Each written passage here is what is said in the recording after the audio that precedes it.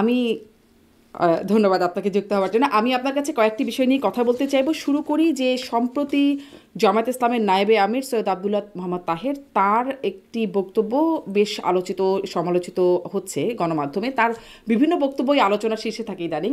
সম্প্রতি যেটি নিয়ে কথা হচ্ছে সেটি বলছেন যে, আমি কোট করি তাকে, আপনারা চালাকি শুরু করেছেন, কথা বলবো, সেই বলবো, এই বলবো করতে করতে নির্বাচন কাছাকাছি চলে আসছে। আহ, আপনাদের চালাকি আমরা বুঝি, আমরা এখনো নিয়মতান্ত্রিক আন্দোলনে আছি, সোজা আঙ্গুলে যদি ঘি না ওঠে আঙ্গুল বাঁকা করব, ঘি আমাদের লাগবেই, এই আনকোট। মানে এই হচ্ছে তার বক্তব্য। আমি আসলে আপনার কাছ থেকে একটু ব্যাখ্যা জানতে চাই যে আপনারা চালাকি শুরু করেছেন, কারা আসলে চালাকি শুরু করেছে? রূপক অর্থে নিশ্চয়ই সোজা আঙ্গুলে ঘি বলছেন, ঘি বলতে তিনি কি বোঝাচ্ছেন যে ঘি আমাদের লাগবেই, আর ঘি না পেলে আঙ্গুল কিভাবে বাঁকা করবেন? আঙ্গুল বাঁকা মানেও কি? ধন্যবাদ শারমিন চৌধুরী আপা, আমাকে আজকে আপনার অনুষ্ঠানে আমন্ত্রণ জানানোর জন্য। আপনার মাধ্যমে দর্শকদের শুভেচ্ছা জানিয়ে শুরু করছি। আপনি যে প্রশ্নটা করেছেন, আমি শুরুতেই বলে নিতে চাই যে বাংলাদেশ জামাত ইসলামী একটি নিয়মতান্ত্রিক রাজনৈতিক দল, গণতন্ত্রে বিশ্বাসী একটি রাজনৈতিক দল, এবং নিয়মতান্ত্রিক এবং গণতান্ত্রিক উপায়ে বাংলাদেশ জামাত ইসলামী দীর্ঘদিন 1941 সালে জামাত ইসলামীর প্রতিষ্ঠা লগ্ন থেকেই রাজনীতি করে আসছে। বাংলাদেশ স্বাধীন হওয়ার পরে 1979 সাল থেকে বাংলাদেশের এই ভূখণ্ডে বাংলাদেশ জামাত ইসলামী নিয়মতান্ত্রিক উপায়ে আন্দোলন করে আসছে, সংগ্রাম করে আসছে। 1979 সালের পর থেকে প্রতিটি গণতান্ত্রিক আন্দোলনেই বাংলাদেশ জামাত ইসলামী অংশগ্রহণ করেছে।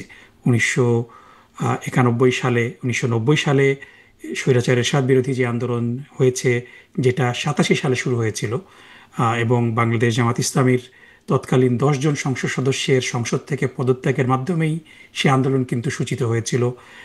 দীর্ঘদিন আন্দোলনের পরে স্বৈরাচার এরশাদ সরকারের পতন হয়েছে।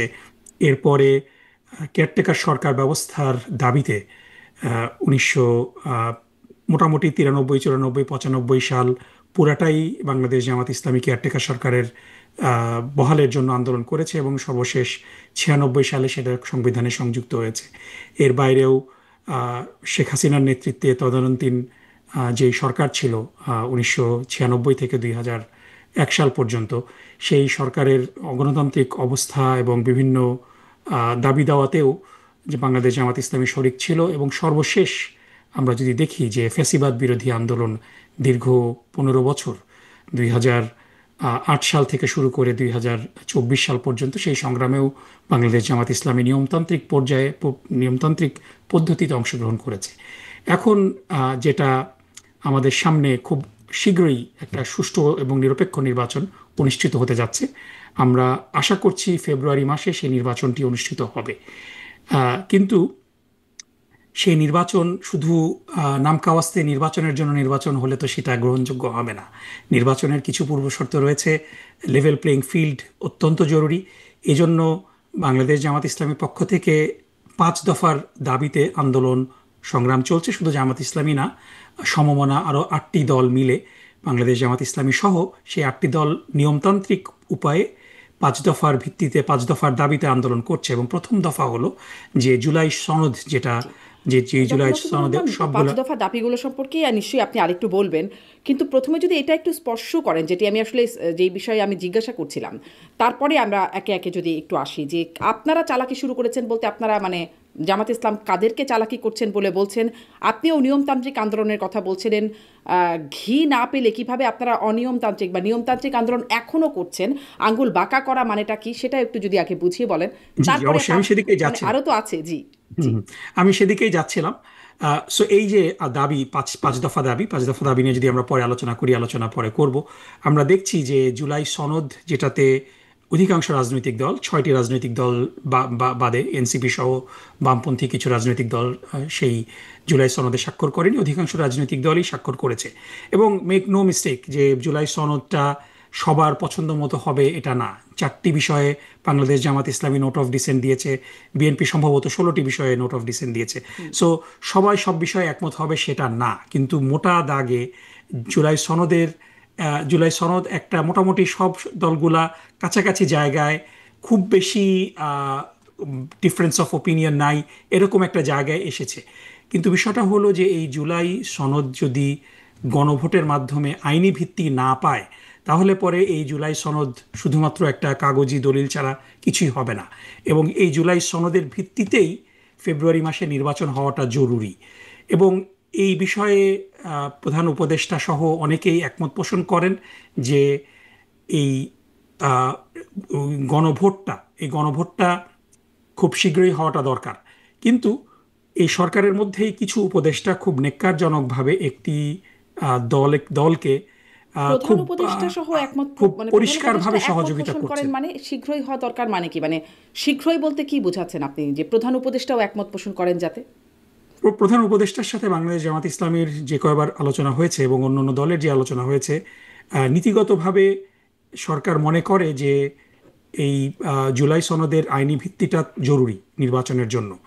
কিন্তু সরকারের মধ্যে থেকেই কয়েকজন উপদেষ্টা, এবং আমি উপদেষ্টাদের নাম তাদের প্রতি সম্মান রেখেই মেনশন করছি না, বাট বাংলাদেশের জনগণ বুঝতে পারছে যে কারা তারা, কিছু সংখ্যক 3 থেকে 4 জন উপদেষ্টা খুব নেক্কারজনকভাবে একটি দলের পক্ষ হয়ে তারা ভূমিকা পালন করছে, এবং তাদের কারণেই না এই আসলে কিন্তু বুঝতে পারছি না, আমি নির্বাচনের বুঝতে পারছি না 3 গণভোট থেকে হচ্ছে না। 4 জন উপদেষ্টা কারা যারা একটি দলের হয়ে কাজ করছে আমি আমি আমি নেক্কারজনকভাবে। আমি তাদের নাম বলছি না, তাদের প্রতি শ্রদ্ধা রেখে আমি আশা করব যে তারা তাদের নিরপেক্ষ ভূমিকা পালন করবেন, এবং মানে this is a warning for them. এবং বাংলাদেশের অধিকাংশ জনগণ বুঝতে পারছে যে এই 4 জন ব্যক্তি কারা, এবং এই 4 জন ব্যক্তিদের মধ্যে আপনারা দেখবেন যদি পরবর্তীতে সরকার গঠিত হয় এবং এই নির্বাচনে যদি বিএনপি ক্ষমতায় আসবে কিনা নিশ্চিত না, আপনারা দেখবেন যে বিএনপি প্রস্তাব করছে এই উপদেষ্টাদের মধ্যে থেকেই সেই 2-3 জনকে আহ, তাদের সরকারের মন্ত্রী করতে।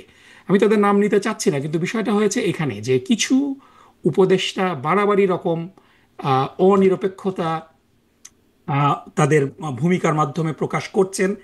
এ কারণেই নিয়মতান্ত্রিক আন্দোলন অর্থ এই না, সব একটা যে কথা বলা হয় যে সরলতাকে দুর্বলতা ভাববেন না, বাংলাদেশ জামাত ইসলামী নিয়মতান্ত্রিকভাবে আন্দোলন করছে তার অর্থ এই না যে অনিরপেক্ষ এবং অযৌক্তিক একটা সিদ্ধান্ত বাংলাদেশের জনগণের উপরে চাপিয়ে দেওয়া হবে, এবং বাংলাদেশের জনগণ জামাত মানে ইসলামী সহ অনিরপেক্ষ বা যদি বলি পক্ষপাতিত্ব করছেন, তারা আসলে কারা আপনি বলছেন না, কিন্তু কিভাবে করছেন? আপনাদের পক্ষে না গেলে কি পক্ষপাতিত্ব বা অনিরপেক্ষতা বলছেন যাকে আপনি? এটা এটা ঠিক না, কিন্তু বিষয়টা হলো যে তাদের অনিরপেক্ষতার বিভিন্ন বিভিন্ন প্রমাণাদি যেমন? রয়েছে। যেমন আপনি যদি দেখেন যে আহ, আহ, একেবারে শুরুতেই যদি আমরা বলি যে আহ, আপনার এই গণভোটটাই একটা বড় বিষয়, যে সরকারের অধিকাংশ সদস্য একমত পোষণ করার পরও যেই কারণে আহ, আপনার গণভোটটা নির্বাচনের আগে হচ্ছে না, এটা তাদের একটা অনিরপেক্ষতার প্রমাণ। আর একটা বড় বিষয় যেটা, এবং 5 দফার মধ্যে বাংলাদেশ জামাত ইসলামীর এটা একটা বড় দাবি, যে লেভেল প্লেইং ফিল্ড, যে প্রশাসনে যে ডিসি এবং এসপি যারা বিভিন্ন জায়গায় আছে তাদের মধ্যে অনেকেই সেই জায়গাগুলোতে দীর্ঘদিন ধরে আছে, এবং আপনারা দেখেছেন যে ইতিপূর্বে বাংলাদেশে যে নিরপেক্ষ নির্বাচনগুলো হয়েছে 1991 সালে, 96 সালে এবং 2001 সালে, এই 3টা নির্বাচনই আম, মোটামুটি সার্বজন স্বীকৃত নিরপেক্ষ নির্বাচন। এবং এই নির্বাচনের সবচেয়ে বড় এলিমেন্ট যেটা ছিল যে যেদিন কেয়ারটেকার সরকার ক্ষমতা গ্রহণ করেছেন, তারা প্রশাসনকে একেবারে ঢেলে সাজিয়েছেন, রদবদল করেছেন, কারণ ডিসি এবং এসপি তাদের কিন্তু একটা ভূমিকা থাকে নির্বাচনে। এবং বাংলাদেশ জামাত ইসলামী সহ অন্য সব দলের পক্ষ থেকে এই দাবিটা খুব জোরালোভাবে দেওয়া হচ্ছে যে নির্বাচন শুরু হওয়ার আগে, তফসিল ঘোষণার আগে সমস্ত ডিসিএসপিকে বদলি করতে হবে, এবং এটা করতে হবে র্যান্ডমলি, একেবারে লটারির ভিত্তিতে। আমি চট্টগ্রাম ডিসি কিংবা খুলনার ডিসি যে আছেন তাকে সেই জায়গায় রাখবো, কিংবা আমি যাকে পছন্দ করি যে আমাকে অমুক এলাকায় হেল্প করতে পারবে তার ব্যাপারে আমরা তদবির করব, এটা করতে দেওয়া হবে না। সো এই লেভেল প্লেইং ফিল্ড এবং এই প্রশাসনের রদবদলটাকেও কিছু কিছু উপদেষ্টা খুব নেক্কারজনকভাবে এ ব্যাপারে রোড ব্লক তৈরি করছেন, এটাও আর একটা বড় বিষয়। সো এই এই জিনিসগুলো যদি চলতে এটা থাকে তো আপনারা নাকি তাহলে তো ভাগাভাগি করে নিরপেক্ষ নিয়েছেন, নির্বাচন আপনারা সম্ভব এবং হবে না। এবং এবং বিএনপি বিএনপি আমাদের এবং জামাত ভাগাভাগি করে নিয়েছেন ডিসিএসপিদের এবং বিশ্ববিদ্যালয় প্রশাসন, এটা তো একজন উপদেষ্টাই বলেছেন এবং না, চোখের এখন সামনে এটা হয়েছে, তার উপদেষ্টার চোখের সামনে। উপদেষ্টার ব্যক্তিগত মতামত। কিছু ডিসিএসপিদের তো ডেফিনেটলি, আপনি যদি দেখেন যে বাংলাদেশের যারা যারা এই বিসিএস প্রশাসনে যারা আছেন তারা সবাই একটা না একটা সময় বিভিন্ন বিশ্ববিদ্যালয়ের ছাত্র ছিলেন, ছাত্রী ছিলেন। তাদের অবশ্যই ছাত্র জীবনে তাদের একটা রাজনৈতিক ব্যাকগ্রাউন্ড আছে, কিন্তু এবং বিভিন্ন তারা ছাত্র জীবনে ইসলামী ছাত্র শিবির কিংবা জাতীয়তাবাদী ছাত্রদলের সদস্য হয়ে থাকতে পারে, এটা কোনো দোষ না। কিন্তু তারা যখন তাদের দায়িত্ব পালন করবেন, সেখানে তারা সততা এবং নিরপেক্ষতার সাথে দায়িত্ব পালন করছেন কিনা এটা খুব গুরুত্বপূর্ণ কিন্তু বিষয়। ছাত্রলীগ যদি এবং ছাত্র আমরা দীর্ঘ জীবনে এক থাকে বছর তাহলে ধরে দোষ। দেখেছি যে এটার ব্যতয় ঘটেছে অনেক হ্যাঁ, জায়গাতে। যদি মানে ছাত্র শিবির বা জাতীয়তাবাদী ছাত্র দলের মানে ছাত্র দল যদি করে তাহলে দোষের না, কিন্তু যদি শিক্ষা জীবনে ছাত্রলীগ করে থাকে তাহলে তাদের দোষের হবে। না, এখানে আরেকটা বিষয় যেটা আপনাকে মানে সব এই বিষয়গুলো এক পাল্লায় মাপা যাবে না, কারণ বিগত 15 বছরে এই সরকারি নিয়োগটাকে একেবারে দলীয়করণ করা হয়েছে। এবং যাদের স্পেশালি আমরা দেখেছিলাম যে আপনি যদি মানে কোন জেলা ভিত্তিক অধিকাংশ চাকুরিজীবী, পুলিশে স্পেশালি আপনারা যদি দেখেন, খুব খুব নেক্কারজনকভাবে আপনারা দেখবেন যে গোপালগঞ্জ এবং কিশোরগঞ্জের প্রাধান্য, যে কিশোরগঞ্জ থেকে আপনার প্রেসিডেন্ট এবং সাবেক প্রেসিডেন্ট দুজনই কিশোরগঞ্জের মানুষ ছিলেন। এবং গোপালগঞ্জ শেখ হাসিনার এলাকা হওয়ার কারণে, সো এই যে আহ, মানে অযোগ্য ব্যক্তিদেরকে শুধুমাত্র দলীয় বিবেচনায় আহ, সরকারি প্রশাসনে নিয়োগ করা এবং তাদের তাদের তাদের মাধ্যমে বিগত 15 বছরে ফ্যাসিজম প্রতিষ্ঠা করা, সো এটা ডেফিনেটলি এক পাল্লায় মাপা যাবে না। না, কিন্তু আমি যদি প্রশ্নটা সুতরাং একটু এই ঘুরিয়ে করি, বিষয়টাকে আমাদের ধরুন যদি আমি অবশ্য কনসিডারেশনে আনতে প্রসঙ্গের হবে। বাইরে যাচ্ছি, তারপরে যদি প্রশ্নটা একটু ঘুরিয়ে করি যে গোপালগঞ্জ আর কিশোরগঞ্জেও নিশ্চয়ই যোগ্য ব্যক্তি আছেন, মানে গোপালগঞ্জ বা না, অবশ্যই কিশোরগঞ্জ বলে অবশ্যই যোগ্য হবেন না কিশোরগঞ্জ এমন তো এবং কথা নাই। গোপালগঞ্জে যোগ্য তারা ব্যক্তি কি আছে, এখন কিন্তু থাকতে পারবেন? তারা কি যেতে পারবেন মানে এই এখন তাদের পদগুলো? সবাইকে তো এখন ম্যাস এক্সোডাস তো হয়নি। আমরা কি দেখেছি যে একেবারে পার্জ হয়েছে প্রশাসনে শুধুমাত্র? সো বেসিক্যালি যারা একেবারে মানে চিহ্নিত, ছাত্রলীগ করাদের পুলিশ থেকে বাদ দেওয়া হয়েছে, ওই যে নিয়োগ যখন হচ্ছিল তখন তাদেরকে বাদ কিছু দেওয়া হয়েছে, কিছু ঘটনা ব্যক্তিদের বাদ ঘটেছে। দেওয়া হয়েছে কারণ তাদের মধ্যে অনেকেই বিগত 15 বছর এবং স্পেশালি এই জুলাই আন্দোলনের সময় তাদের ভূমিকার কারণে। সো এবং আপনার আমি দর্শকদের সাথে আবারও শেয়ার করি যে বাংলাদেশ ছাত্রলীগের কার্যক্রম বাংলাদেশে নিষিদ্ধ ঘোষণা করা হয়েছে। সো নিষিদ্ধ ঘোষিত সংগঠন এবং যে সংগঠনগুলো প্রকাশ্য রাজনীতি করছে তাদেরকে তো এক এক পাল্লায় মাপার সুযোগ মনে হয় নেই। আচ্ছা, আচ্ছা, আবার তাহলে পুরনো প্রশ্নেই আসি, আসলে যেটা আসলে আজকের মূল প্রসঙ্গ। ওই চালাকি কারা করছেন, সেই উপদেষ্টারা নাকি? মানে কারা চালাকি করছেন এটা আমি এখনো বুঝতে পারলাম না। আর জি জি, ঘিটা চালাকি কি, তারাই ঘি করছেন, কি, সেই ঘি কি উপদেষ্টারাই লাগবে, চালাকি মানে ঘি করছেন। আমাদের লাগবেই, সেই ঘি জিনিসটা কি আসলে রূপ করতে বলছেন? সেই আর আঙ্গুল বাঁকা। এগেন জি, মানে এখানে এখানে লিটারালি সবকিছু নিলে তো মুশকিল, কারণ এজন্যই রাজনৈতিক এজন্যই আমি নেতারা রূপকথা, আমি বুঝতেই পারছি রূপকথা হয়েছে, আপনারা না, কি মিন রাজনৈতিক করেছেন। নেতারা যখন বক্তব্য রাখেন সেই বক্তব্যে তারা উপমা ব্যবহার করেন। সো এখানে মূল বিষয়টা হলো যে দাবি আদায় করা, এবং সেই দাবিটা হলো যে 5 দফা দাবির কথা বারবার বাংলাদেশ জামাত আচ্ছা, ইসলামী বলে আসছে। সেই দাবিগুলো আদায় করার জন্য আমরা নিয়মতান্ত্রিক উপায়ে শান্তিপূর্ণভাবে আমরা আন্দোলন করছি। কিন্তু এই দাবি যদি মানা না হয় তাহলে পরে এই দাবিটা এই আন্দোলনটা আরো শক্তিশালী আন্দোলন হবে। সো এটাই সেটা নিয়মতান্ত্রিক হবে না, মানে আঙ্গুল বাঁকা হবে যখন। নিয়মতান্ত্রিক। নিয়মতান্ত্রিক মানেই যে সবসময় যে আপনার নিয়মতান্ত্রিক এবং অনিয়মতান্ত্রিক এই বিষয়টা সবগুলাই নিয়মতান্ত্রিক। আমরা যদি বিভিন্ন আন্দোলনগুলার আহ, আহ, ইতিহাস দেখি, আপনার সিম্পল শান্তিপূর্ণ আন্দোলনে আপনি মার্চ করে গেলেন, আহ, স্মারকলিপি দিলেন, এটাতে অনেক সময় টনক নড়ে না। সো এজন্য আপনার মানে এখানে দেয়ার আর স্কেলস। আপনি অল্প কিছু লোক নিয়ে আন্দোলন করছেন, আপনি আপনার সমস্ত জনশক্তিকে ময়দানে নামাচ্ছেন না। সো যখন মানে এখানে অনিয়মতান্ত্রিক না, সবই নিয়মতান্ত্রিক, কিন্তু কঠিন আন্দোলনের অর্থ হলো যে আপনি লক্ষ লক্ষ লোককে নিয়ে আপনি যমুনা ঘেরাও করতে যাবেন। সো সেটা কঠিনতম আন্দোলন, এবং এটার অর্থ এই যে আপনার দাবি আদায়ের জন্য আপনি স্টিল নিয়মতান্ত্রিকভাবেই কাজ করবেন, কিন্তু আপনি ইন্টেন্সিটিটা বাড়িয়ে দেবেন। জি, সেটা কি আপনারা 11 তারিখে সেরকম কিছুই করবেন? মানে আমরা দেখছি যে না, 11 তারিখে তো মিয়া গোলাম বিক্ষোভের পরোয়ার বলছেন যে আয়োজন। ঢাকার চিত্র বদলে দেবেন, মানে 5 দফা দাবি এই যদি না মানা হয় তাহলে। না, অবশ্যই বাংলাদেশ জামাত ইসলামী তো ইজ কেপেবল। বাংলাদেশে ঢাকা শহরে লক্ষ লক্ষ লোকের সমাগম করানো তো বাংলাদেশ জামাত ইসলামের জন্য খুব কঠিন বিষয় না। লেটস ওয়েট অ্যান্ড সি কি আচ্ছা, হয়।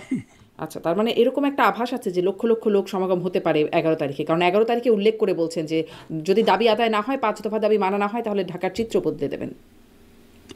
না, ডেফিনেটলি আপনার 11 লক্ষ আপনার বাংলাদেশ, আপনি যদি দেখেন যে বিগত দিনগুলোতে গত 4-5 দিনে বাংলাদেশ জামাত ইসলামীর যে সমস্ত প্রার্থী ঢাকা শহরে নির্বাচন করছেন, তারা কিন্তু ব্যাপক শোডাউন করেছেন। সো ওই ওই জনশক্তিগুলাই যদি যারা শোডাউন করছেন তাদেরকে যদি আপনি এক জায়গায় আনেন, তখন তখন সেখানে তো লক্ষাধিকের জি, উপরেই লোক হয়ে মানে যাবে। আপনাদের সো এটা সক্ষমতা আছে, সেটি সেটি আপনি বলছেন। হ্যাঁ, তার মানে ওরকম কিছু একটা আশা বা আশঙ্কা করতে পারে ঢাকাবাসী। Let's wait and see, let's not gee, pull the trigger মানে বিফোর ওই it let's wait and see happens. বলতে 11 তারিখের কথা তো বলেই দিচ্ছেন মিয়া গোলাম পরোয়ার এখন। এবং এই 11 তারিখের মধ্যে 5 দফা দাবি যে মানা যাবে না, সেটা অনেকটা বোঝাও যায় যে 5 দফা অনেক কিছু আছে, সেই এত কিছু মানবে কিভাবে 11 তারিখের মধ্যে। না, এখানে একটু বলে নেই যে 5 দফা দাবির আপনি একটা রাজনৈতিক দল হিসাবে আপনি তো দাবি করতেই পারেন অনেক কিছু।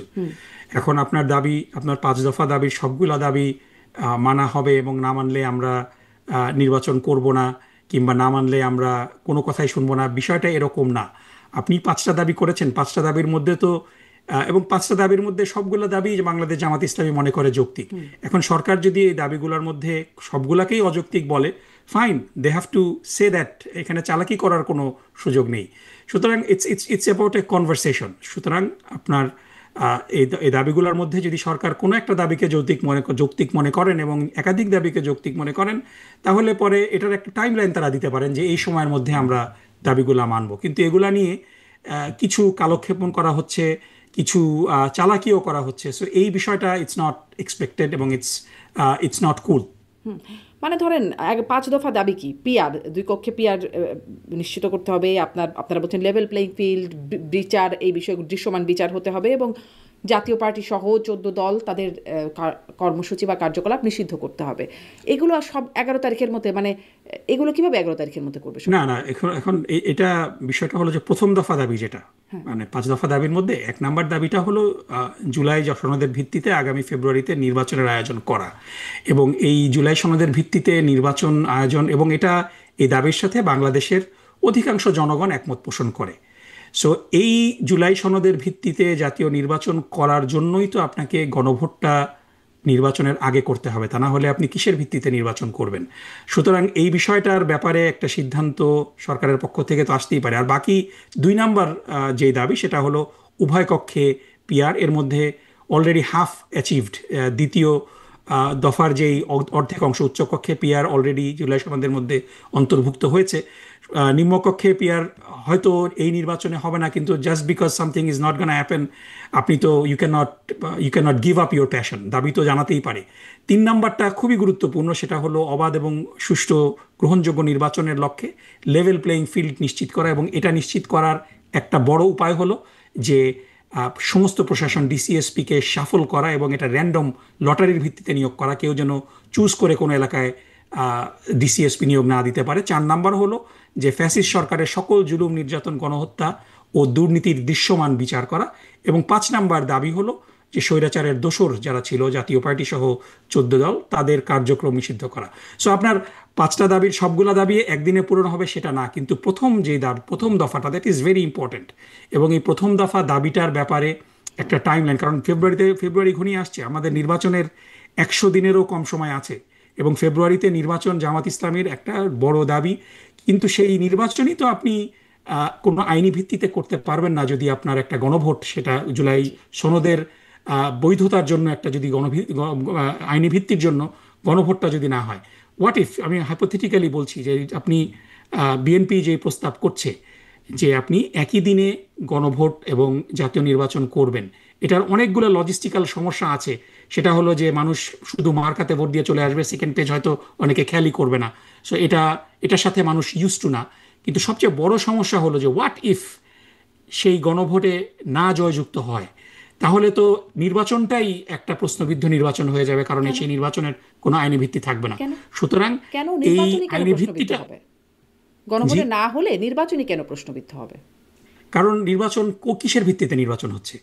জাতীয় এই নির্বাচন নির্বাচনটা, নির্বাচনের মতো হয়ে গেল, গণভোটটা না, না হয়ে নির্বাচন গেল। তো নির্বাচনের মতো হতে পারবে না, কারণ নির্বাচন তো কোনো একটা সাংবিধানিক কাঠামোর মধ্যে দিয়ে হতে হবে। এখন যেই কাঠামোর মধ্যে আছে, না, ধরুন ডেফিনেটলি ফেব্রুয়ারিতে কেয়ারটেকার নির্বাচনটা সরকারের। কিভাবে হবে? সেভাবেই তো, মানে সেই সাধারণভাবেই নির্বাচন হবে, সাথে না একটা না না বিশেষ, যদি বিএনপি যেটা বলছে, আর একটা বিষয় থাকবে, সেটি হচ্ছে গণভোটের যেটি। না, কিন্তু নির্বাচনটা কিসের ভিত্তিতে হচ্ছে? কারণ বাংলাদেশে ট্রেডিশনাল কনস্টিটিউশনাল যেই চেঞ্জ অফ গভর্নমেন্ট আছে, সেখান থেকে তো আমরা একটা ব্রেক নিয়েছি। বাংলাদেশে অন্তর্বর্তী সংবিধানে বর্তমানে অন্তর্বর্তীকালীন সরকার বলে কোনো কিছু নাই। ডেফিনেটলি হাইকোর্টের একটা রায়ের মাধ্যমে তত্ত্বাবধায়ক সরকার পুনর্বহাল হয়েছে, কিন্তু তত্ত্বাবধায়ক সরকারের মেয়াদ তো 90 দিন। এই 1.5 বছর, 1.5 বছরের বেশি সময় মেয়াদের তো কোনো অন্তর্বর্তী সরকারের কোনো বিধান সংবিধানের মধ্যে নেই। সো জুলাই চার্টারে জুলাই চার্টার যখন গণভোটের মাধ্যমে আইনি ভিত্তি পাবে, তখন নির্বাচনটা কিন্তু এই জুলাই চার্টারের ভিত্তিতে নির্বাচনটা হচ্ছে। সুতরাং আপনার কোনো আইনি জটিলতা থাকলো না। না, কিন্তু এর আগে হয়েছে না ১/১১ সরকার বা তত্ত্বাবধায়ক ১/১১ সেই সেনা শাসিত না, সরকার, সেগুলো তো হয়েছে। তারপরে তো সেটিকে বৈধতা দেওয়া হয়েছে। তো এই সরকার পরের সরকার এসে বৈধতা না, দেবে? বিষয়টা হলো যে নজিরবিহীন তো না বিষয়টা। ১/১১ সময় তো কেয়ারটেকার সরকারের বিধান সংবিধানে সংযুক্ত ছিল, এবং সেটি তো সে ৩ সময় মাসের মার্শাল ল সংবিধানে ছিল, তারপর সেটি তো বছর ১৮ মাস হয়ে গেল, পার হয়ে যাচ্ছে, তারপরে নির্বাচন হলো ২ বছর। না, এটা তো একটা সাংবিধানিক জটিলতা তৈরি করেছিল, কিন্তু এবার আমরা সেই জটিলতার মধ্যে যেতে চাচ্ছি না। আমরা গণভোটও তো একটা সংবিধানে আইনি নাই আমাদের, সেটাও বা কি করে জি করবেন?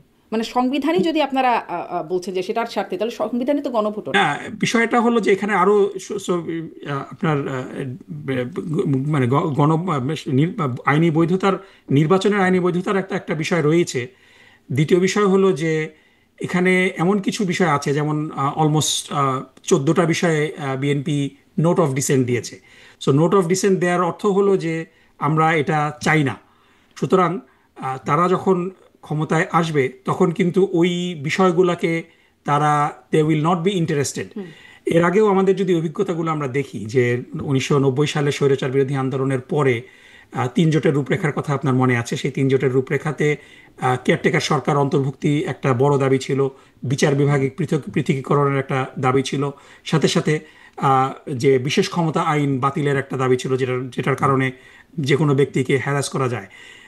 আজ পর্যন্ত কিন্তু সেই বিচার বিভাগ পৃথকীকরণ হয়নি। সেই বিশেষ নিরাপত্তা আইন কিন্তু এখনো বাতিল হয়নি, বহাল তবিয়তে আছে। এবং আপনি জানেন যে কেয়ারটেকার সরকারের আন্দোলনের জন্য সেই আঙ্গুল কিন্তু বাঁকা করা লেগেছে।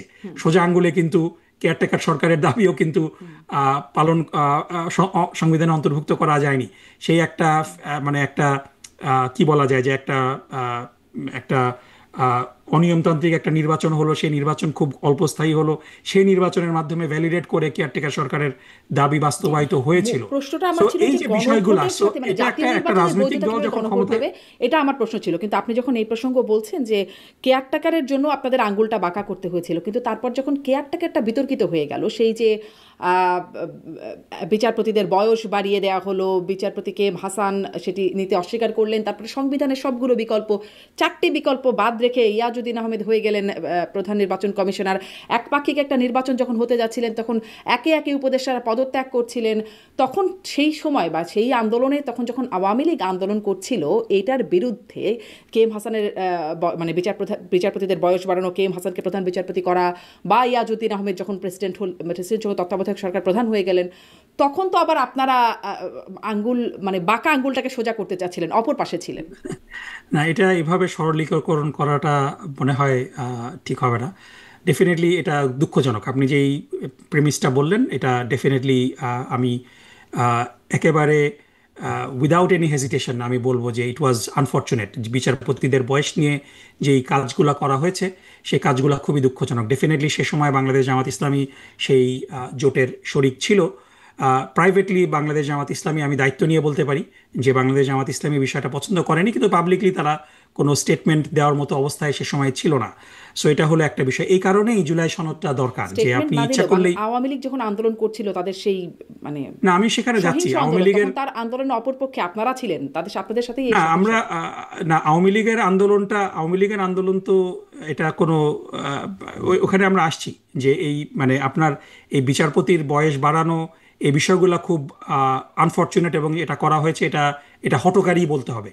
কিন্তু আওয়ামী লীগ কিন্তু, আপনি যদি বলেন যে আওয়ামী লীগের আন্দোলনের প্রেক্ষাপট আপনি জানেন যে 2006 সালের 28শে অক্টোবর সরকারের যেই শেষ দিন ছিল, সেখানে একেবারে সাপের মতো মানুষকে যে পিটিয়ে রাস্তার উপরে 28শে অক্টোবর হত্যা করেছিল, সেই মানে ফ্যাসিবাদের সূচনা কিন্তু 28শে অক্টোবর 2006 সালেই। এবং মানে ডেফিনেটলি এই এই এই বিষয়টাকে ওসিলা করে আওয়ামী লীগ 111-এর ক্ষেত্রটাই প্রস্তুত করেছিল, with prescription of different foreign government. এটা পরবর্তীতে আমরা দেখেছি যে বিভিন্ন রাজনৈতিক ব্যক্তি যারা আমাদের পার্শ্ববর্তী দেশের প্রেসিডেন্ট ছিলেন তাদের যেই বায়োগ্রাফি, সেখানে কিন্তু তারা বলেছেন।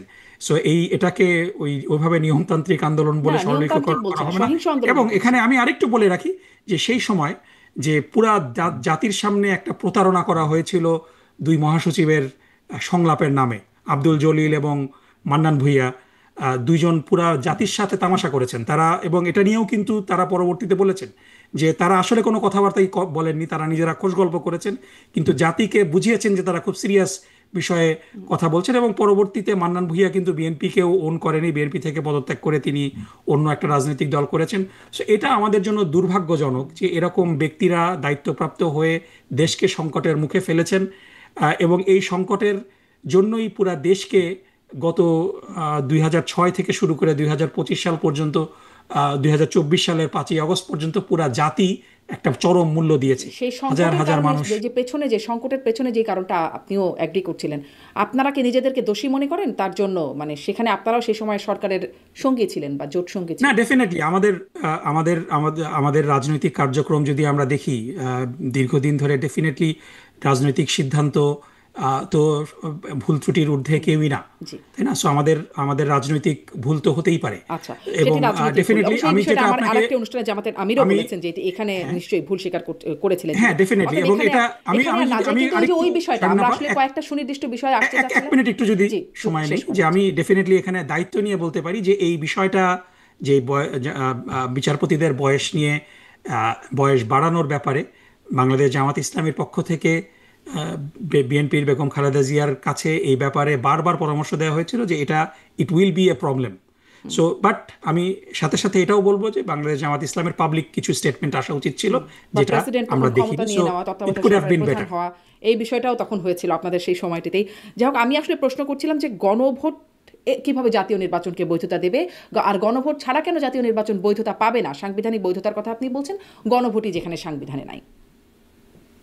না না, গণভোট সংবিধানে নেই বিষয়টা তো এরকম না। বাংলাদেশে ইতিপূর্বে আমরা দেখেছি যে গণভোট, এবং সবচেয়ে বড় কথা হলো এখানে যে আমরা যদি গণভোটের ইতিহাসগুলা দেখি, যে বাংলাদেশে ইতিপূর্বে যে গণভোটগুলা হয়েছে সেই গণভোটগুলা কিন্তু একেবারে 2-3 মাস সময় নিয়ে যে হয়েছে সেটা না। বাংলাদেশ সংবিধানের দুইটা ধারা, 142A এবং 150, এই দুইটা ধারাতেই কিন্তু গণভোটের বিষয়টা আছে।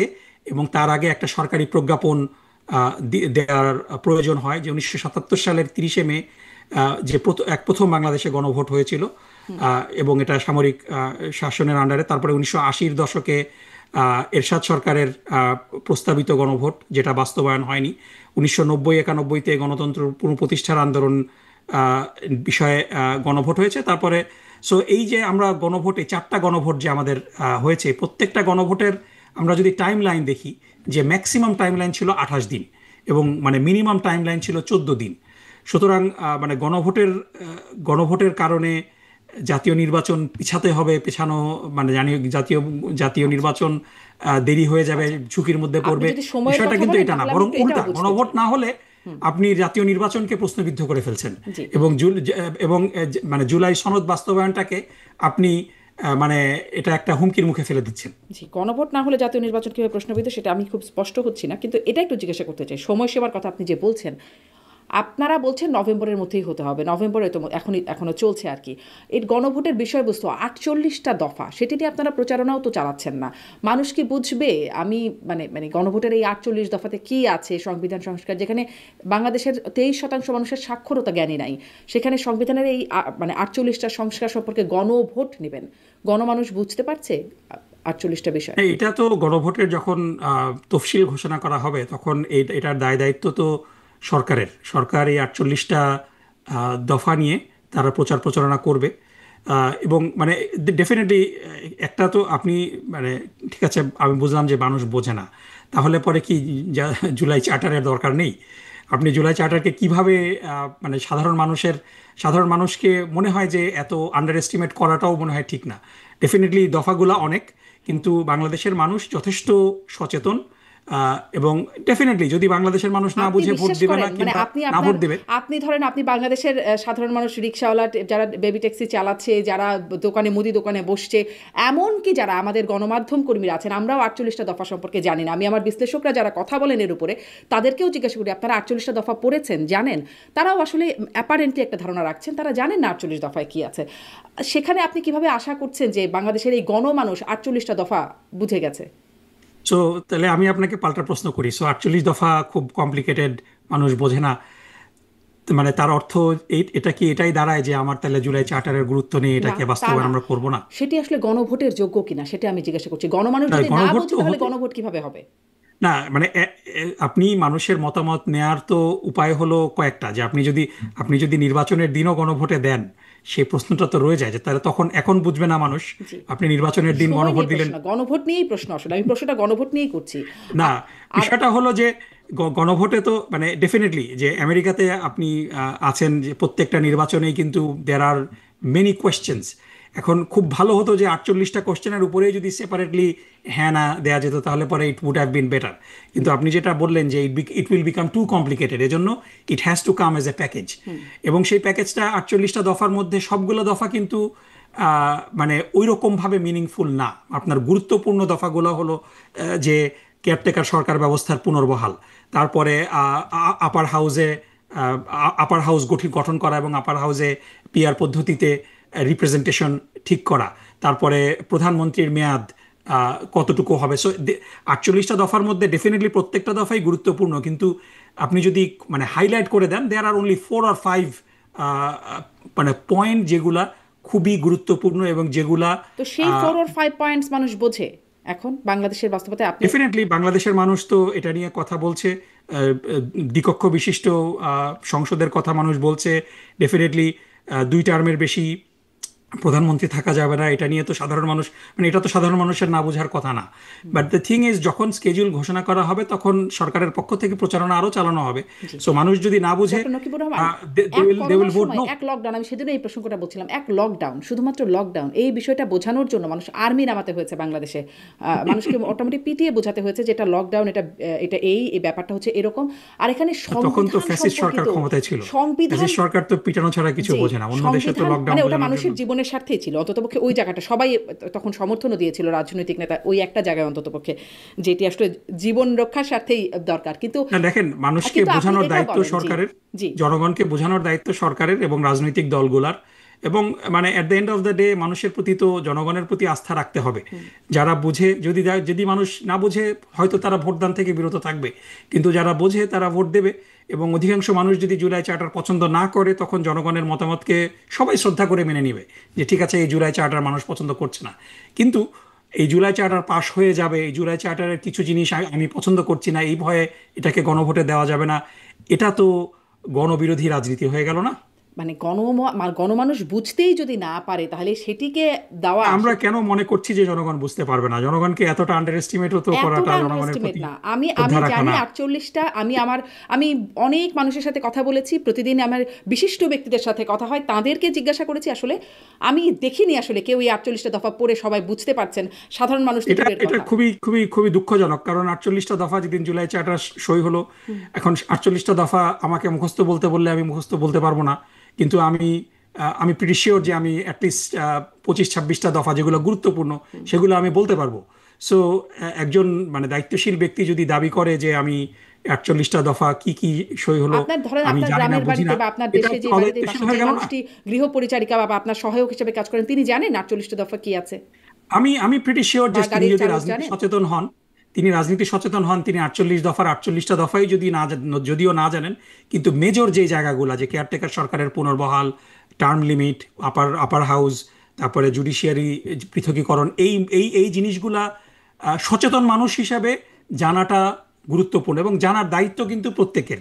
কেউ যদি না জানে তাহলে পরে আপনি কিন্তু তাকে জোর করে জানাইতে পারবেন না। সুতরাং এই দায়িত্ব সরকারের পক্ষ থেকে, they need to do a better job disseminating information. কিন্তু এই ইনফরমেশন ডিসিমিনেট হওয়ার পরও যদি কেউ বলে যে আমি জানি না, এটা আনফর্চুনেট। মানে স্পেশালি দায়িত্বশীল ব্যক্তিদের পক্ষ থেকে যদি এই কথাগুলো বলা হয়, এটা মানে মানে এখন দেখেন, মানে আপনাকে বলাটা আমার দায়িত্ব। কিন্তু আপনাকে আমি বলার পরও যদি আপনি জিনিসটা সেই ওই মানে সেই গল্পের মতো যে যদি কেউ না বুঝে কোনো কিছু, কেউ যদি মানে জেগে ঘুমাতে চায়, তাকে তো আপনি কিভাবে ঘুম পাড়াবেন, মানে তাই না? ধরেন সো আপনি আগের বিষয়গুলো গণভোটগুলোর অনেকটা কথা ওরকম। বলছিলেন, আপনি আগের যে গণভোটগুলোর কথা বলছিলেন, ধরেন জিয়াউর রহমানের নীতি, তার কর্মসূচি, সেগুলোকে আপনারা সমর্থন করেন কিনা? তখন কিন্তু মানুষ জিয়াউর রহমানকে দেখে ভোট দিয়েছে, হ্যাঁ বা না যে ভোট দিয়েছে জিয়াউর রহমানকে। এরশাদকে কর্মসূচি সমর্থন করেন কিনা? এরশাদকে দেখে। তার কর্মসূচি বা তার দফাগুলো কি সেগুলো হয়তো মানুষ দেখে নাই। মানুষ ধরেন নির্বাচনে যখন ইশতেহার দেয়, সেই ইশতেহারও মানুষ কিন্তু আসলে জানে না ইশতেহারে কি আছে, ওই মানুষটাকে দেখে ভোট দেয় বা লিডারকে দেখে ভোট দেয়। এখানে তো কোনো লিডার নাই। মানে বাংলাদেশের বাস্তবতাটা তো এভাবে করে আমরা এতদিন দেখে এসেছি। এখানে তো লিডারটা হলো এই জুলাই আন্দোলন যে শহীদরা করেছে এবং গাজীরা করেছে, তাদের তাদের প্রতি শ্রদ্ধা। এটা তো একেবারে মানুষের কাছে এই স্মৃতিটা তো খুব ভিভিড না? সুতরাং সেই জুলাই আন্দোলন করে সেই জুলাই আন্দোলনের ফলে যেই ফ্যাসিবাদ বাংলাদেশের জনগণ বিদায় করেছে। সো জুলাই চার্টারের তো উদ্দেশ্যটা হলো যে সেই ফ্যাসিবাদ যেন বারবার চলে না আসে। কারণ let's just be honest at some point যে কোনো দলীয় সরকার এই জুলাই চার্টার বাস্তবায়ন করবে না। এটা এটা মানে এটা কারোর প্রতি অবিশ্বাস না। This is how it is. আমি রাজনৈতিক দলগুলোর প্রতি পূর্ণ সমর্থন, পূর্ণ শ্রদ্ধা রেখেই বলছি যে রাজনৈতিক দলগুলোর অনেক স্টেক হোল্ডার থাকে, অনেক ফাইন্যান্সিয়াল ডোনার থাকে, যারা তাদের স্বার্থে আঘাত আসে এরকম কোনো কিছু রাজনৈতিক দল করুক এটা চায় না। আমি প্রিটি শিওর যে বিএনপির অধিকাংশ সদস্য বিচার বিভাগের পৃথকীকরণ চায়, কিন্তু আমরা দেখেছি যে এটা কিন্তু বিএনপি যখন ক্ষমতায় ছিল তখন এটা হয়নি। সো এই যে জায়গাগুলো যে একটা নির্দলীয় কেয়ারটেকার গভর্নমেন্ট, ইন্টারিম গভর্নমেন্টের পক্ষে যে জিনিসটা বাস্তবায়ন সম্ভব, সেটা কিন্তু একটা দলীয় সরকারের জন্য অনেক চ্যালেঞ্জিং। এ কারণেই এই চার্টারটার একটা আইনি ভিত্তিটা খুবই জরুরি। কারণ বাস্তবায়ন তো আসলে বেসিক্যালি দলীয় বিএনপি যেটা সরকারকেই বলছে করতে যে হবে। Trust me, I will do it when I come to power. সেটাই, কিন্তু এটা দলীয় সরকারকেই করতে হবে তো বাস্তবায়নটা, তাই না? যদি না, আপনি বাস্তবায়ন কিন্তু এটার আইনি ভিত্তি যখন হয়ে যাবে, বাস্তবায়ন তো পরের কথা। আপনার যদি ভিত্তিটাই না থাকে আইনি ভিত্তি, তাহলে তো ইভেন আপনি এটাকে আইনি ভিত্তি দেওয়ার জন্য চেষ্টাও করবেন না, বাস্তবায়ন তো আরো পরের কথা। মানে আইনি ভিত্তি হওয়ার পরও বাস্তবায়নটা ইজ এ টাফ থিং। এটাকে এনশিওর করতে হবে জনগণের। কিন্তু আপনার যদি আইনি ভিত্তিটাই না থাকে, তাহলে আপনি কিসের বেসিসে সরকারকে বাধ্য করবেন মানতে? আর যেগুলোর So, আইনি এই ভিত্তি জিনিসটা ছিল, খুবই আমরা গুরুত্বপূর্ণ। দেখেছি আমাদের শাসকরা ওই সেই আইনি ভিত্তির বাইরে গিয়ে কাজ করেছে। আইনি ভিত্তি তাদের জন্য অবশ্যই খুব বেশি অবশ্যই মানে আই ম্যাটার করে আই না। এম নট আমি ডিসপিউটিং ইউ আসলে অন আপনার দ্যাট। কাছে এ কারণেই আপনি আমাকে আইনি বলছেন না ডক্টর নকিবুর রহমান, যে মানুষকে তো আন্ডারস্টিমেট কেন করছেন বা মানুষ বুঝবেন এটা আমি কেন ভাবছি। আপনার নিশ্চয়ই মনে আছে চ্যাথাম হাউসের ডক্টর ইউনুস, তিনি যখন বক্তব্য দিচ্ছিলেন, তাকে যখন সঞ্চালক প্রশ্ন করছিলেন, সাংবাদিক, যে কেন মানুষের উপরে ছেড়ে দেওয়া হচ্ছে না, যে মানুষ ভোট দিয়ে তার কোন সেট তার পছন্দ হচ্ছে সেটা বাছাই করুক, তখন তিনি বলছিলেন মানুষ যদি বুঝতো পিআর কি, উচ্চকক্ষ কি, নিম্নকক্ষ কি, তাহলে তো ভালোই হতো। মানুষ এগুলো বোঝে না, টাকার বিনিময়ে ভোট দেয় মানুষ। আপনি বলছেন প্রধান উপদেষ্টাও শিগগিরই এটি বাস্তবায়নের কথা বলছেন। তো তিনি যদি এই বোধটা তার থাকে, তাহলে আপনারা কিসের উপরে মানে আন্ডারস্টিমেট না, আসলে এ কে করছে? কারণেই তো এ কারণেই তো আপনি আপনি মানে এখানে আমি তার সাথে ডিসএগ্রি করছি না, এবং আমার কথাটাও এটার সাথে ডিসএগ্রিমেন্ট না। আমি বলছি এই কারণেই তো আপনি 48টা ভোট ইয়েস নো করতে বলছেন না মানুষকে। আপনি you are presenting it as a package, so it will live or die as a package. So বুঝুক বা না এতটুকু বুঝুক, তো আপনি ট্রাস্ট ভোট করা দিবেন। যায়। জি, বুঝুক বা না এতটুকু তো বুঝুক, ট্রাস্ট ভোট করা দিবেন। যায়। হ্যাঁ, না না, ওটা না, বেসিক্যালি আপনি যদি না বোঝেন আপনি ভোট দেবেন না, মানে ইউ হ্যাভ অ্যান অপশন, মানে ইউ হ্যাভ 3 অপশনস। আপনি যদি না বোঝেন আপনি ভোট দিতে যাবেন না, আপনি যদি বোঝেন এগ্রি করেন আপনি হ্যাঁ ভোট দেবেন, আপনি বুঝে যদি ডিসএগ্রি করেন আপনি না ভোট দেবেন, তাই না? It's a package. সো এই প্যাকেজের মধ্যে আপনি যদি ধরেন মানে মূল বিষয় যেটা হয় যে আমাদের জোহরান মামদানির একটা কথা আমি এখানে কোট করি। তিনি যখন জিমি ক্যামেল শোতে এসেছিলেন, না সরি কোবেয়ারের শোতে, তখন খুব সুন্দর একটা কথা বলেছেন যে আমার সাথে সবাই 100% এগ্রি করবে এটা আমি মনে করি না। সো তিনি বলছিলেন যে আমার 16টা বিষয়ের মধ্যে যদি কেউ 10টা বিষয়ে এগ্রি করে আমি বলবো যে ভোট ফর মি। যদি আমার সাথে 16টা বিষয়ের মধ্যে 16টা বিষয় এগ্রি করে, I will ask him to see a doctor.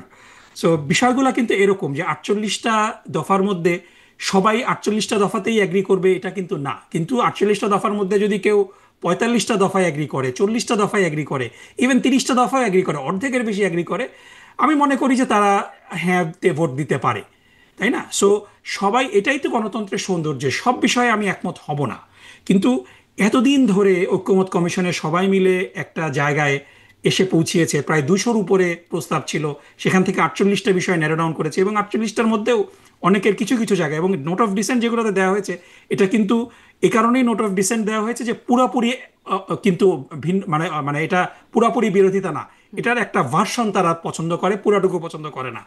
So এই তো জায়গাটাতে তো এটা কি রাজনৈতিক গণতান্ত্রিক দলগুলো, হতো না যে আপনারা ক্ষমতায় গেলে আপনাদের নোট অফ ডিসেন্টটা পালন করবেন না, বাকিটুকু করবেন, আর না না বিএনপি এটা, গেলে বিএনপিটা পালন করবে না, বাকিটুকু করবে? সেটাই কি না এটা, গণতান্ত্রিক হতো না? সো এই যে এই জায়গাটাই তো সমস্যাটা, যে কারণ আমরা ইতিপূর্বে দেখেছি যে রাজনৈতিক দলগুলো যখন ক্ষমতায় যায়, তাদের কিন্তু আহ, আমরা যদি পপুলার ভোট দেখি, কিন্তু 50%-এর উপরে জনপ্রিয়তা নিয়ে কিন্তু আজ পর্যন্ত বাংলাদেশে কেউ মানে যদি মানে সত্যিকার, আমরা যদি রাতের ভোট আর মানে আমি ডামি এবং বাদ দিই। তারপরে সেই একতরফা 2014 সালের ভোটগুলা বাদ দিই, এক মানে আপনার মানে যারা রাষ্ট্র পরিচালনা করে, ইভেন বিএনপি যখন 2/3 মেজরিটি নিয়ে বিএনপি জামাত জোট সরকার 2001 সালে ক্ষমতায় এসেছিল, সেটাও কিন্তু they didn't get 50% or more vote. সুতরাং রাজনৈতিক দলগুলোর উপরে ছেড়ে দিলে পরে রাজনৈতিক দলগুলা এই জুলাই চার্টারকে টোটালি ইগনোর করবে, এই এই রিস্কটা আছে বলেই তো তাহলে আপনারা গণভোটের। মনে করছেন যে ধরেন বিএনপি যদি ক্ষমতায় যায়, যেটি আসলে অনেকগুলো ধারণায় বা সূচকে বলা হচ্ছে তারা হয়তো ক্ষমতায় যাবে, যদি যায় তারা যেগুলোতে ডিসেন্ট দিয়েছে জুলাই চার্টারের আইনি ভিত্তি হলে সেগুলোও তারা পালন করবেন, এটা নিশ্চয়তা না, হয়ে গেল। কারণ কারণ জুলাই চার্টারের মধ্যে যদি এটা ইনক্লুডেড হয়, ফর এক্সাম্পল মানে একটা একটা জিনিস এইখানে 48টার মধ্যে না যাই, বোথ হাউসের মানে আপনার আপার আপার ক্যামেলের যে পিআর পদ্ধতির কথা বলা হচ্ছে, এটাতে তো বিএনপি অ্যাগ্রি করে না, উইচ ইজ ফাইন, সবাই সব কিছু বিষয়ে অ্যাগ্রি করতে হবে না। কিন্তু জুলাই চার্টার যদি গণভোটে পাশ হয়, তখন বিএনপি এটা মানতে আইনগতভাবে বাধ্য। কিন্তু যদি আমরা বিএনপির উপরে ছেড়ে দেই, বেসিক্যালি আপার ক্যামেলটা হয়তো হবেই না, কিংবা আপার ক্যামেল করলে পরে ইট will B A rubber stamp, যদি এটা যদি মানে নির্বাচিত সদস্যদের সংখ্যানুপাতিক ভিত্তিতে হয়, তাহলে পরে ইট will B just an extension for, it will B A club house for some social elites, এটা দিয়ে কোনো কাজ হবে না। জি। সুতরাং এই বিষয়গুলা আপনি ডিসএগ্রি করতে পারেন, দ্যাটস ওকে, কিন্তু জনগণের ইচ্ছার প্রতিফলন তো আপনাকে করতে হবে। জি, সেটাই আসলে বড় প্রশ্ন, জনগণ না বুঝলে ইচ্ছার প্রতিফলনটা কী হবে? যাই হোক, এখন অনেক গুবলেট পাকানো বিষয় আছে। আমি একটু এটা মানে জানতে চাই যে মিয়া গোলাম পরোয়ার তিনি বলছেন যে আহ, এই যে 5 দফা দাবি না মানলে যেই মানে 11 তারিখে কর্মসূচির কথা বলছেন, আমার আসলে এটিও প্রশ্ন যে গণভোটের দাবি সহ এই দাবিগুলো, মানে আপনি বলছেন গণতন্ত্রের কথা, আপনাদের দাবি এটি মানতেই হবে, না মানলে আপনারা আঙ্গুল বাঁকা করবেন বা রাজপথে নামবেন। যদি এখন বিএনপি বলে আমরাও এখন রাজপথে নামবো, তাহলে ঢাকার চিত্র আপনারা একভাবে বদলাবেন, বিএনপি একভাবে বদলাবে, মানে ঢাকার মানুষের কি হবে চিত্র যদি এইভাবে বদলাতে থাকেন? হ্যাঁ, ডেফিনেটলি বিএনপি, এখন বিষয়টা হলো যে বিএনপিকে তো কেউ নিষেধ করছে না আন্দোলন না করতে। সুতরাং আপনার আন্দোলন করা এটা তো গণতান্ত্রিক অধিকার। আমি আবার প্রথমেই যেটা বলেছিলাম যে আমাদের 5 দফা দাবির মধ্যে ফর এক্সাম্পল নিম্নকক্ষে পিআরের দাবি এই ফেব্রুয়ারির নির্বাচনে বাস্তবায়ন সম্ভব না, আমরা জানি। বাট আপনি একটা যদি বিষয়ের ব্যাপারে আপনি কমপ্লিটলি কনভিন্সড থাকেন এবং আপনি মনে করেন যে বাংলাদেশের জন্য এটা ভালো, হ্যাঁ, এটা এই দাবিটা দৃশ্যমান বাস্তবায়নের প্যাথওয়ে এখন নাই, দ্যাট ডাজন্ট মিন যে you will be giving up on your passion. So আপনি তো দাবি করতেই পারেন সেই দাবি, এবং আপনি সেই দাবি আপনার কথা আপনি বলতে পারেন। কিন্তু কয়েকটা বিষয় এখানে খুব গুরুত্বপূর্ণ মানে এবং টাইম কথা বলতে সেন্সিটিভ, বলতে সেটা যদি হলো রাজপথে চলে আসে, মানে ঢাকার চিত্র বদলে দেবেন আপনারা, না, বিএনপিও কিন্তু আন্দোলনের বিষয়ে বলে ঢাকার চিত্র রেখেছে। 5 দফার সবগুলোর জন্যই বলা হচ্ছে সেটা না, মূলত এই এই আন্দোলনকে ইন্টেন্সিফাই করাটা হচ্ছে গণভোটের দাবির জন্য। সো এখন যদি বিএনপি তার দাবি নিয়ে মাঠে আসে, ফাইন, বিএনপিকেও বলতে হবে তাহলে যে গণভোট আগে হলে কি অসুবিধা। সো বিষয়টা এটাই তো গণতন্ত্রের সৌন্দর্য। এখন মানে মুশকিল হয়েছে কি যে আমরা আহ, এর আগে যেই আন্দোলনগুলা দেখে এসেছি, যে আন্দোলন মানে ভাঙচুর, টায়ার জ্বালানো, জনগণের মানে জনগণের অসুবিধা। সো আমরা কিন্তু জুলাই কিন্তু আমাদেরকে সেই জায়গা থেকে একটা অন্যরকম জায়গায় নিয়ে গিয়েছে। সো আপনি আন্দোলন করতে পারেন, ডেফিনেটলি কিছু যানজট সৃষ্টি হয় আন্দোলনের কারণে, সাময়িক অসুবিধা হয়, কিন্তু আমরা কিন্তু মানে ওই লেভেলের ভাঙচুর কিংবা মানে সংঘর্ষ এগুলা কিন্তু আমরা দেখছি না।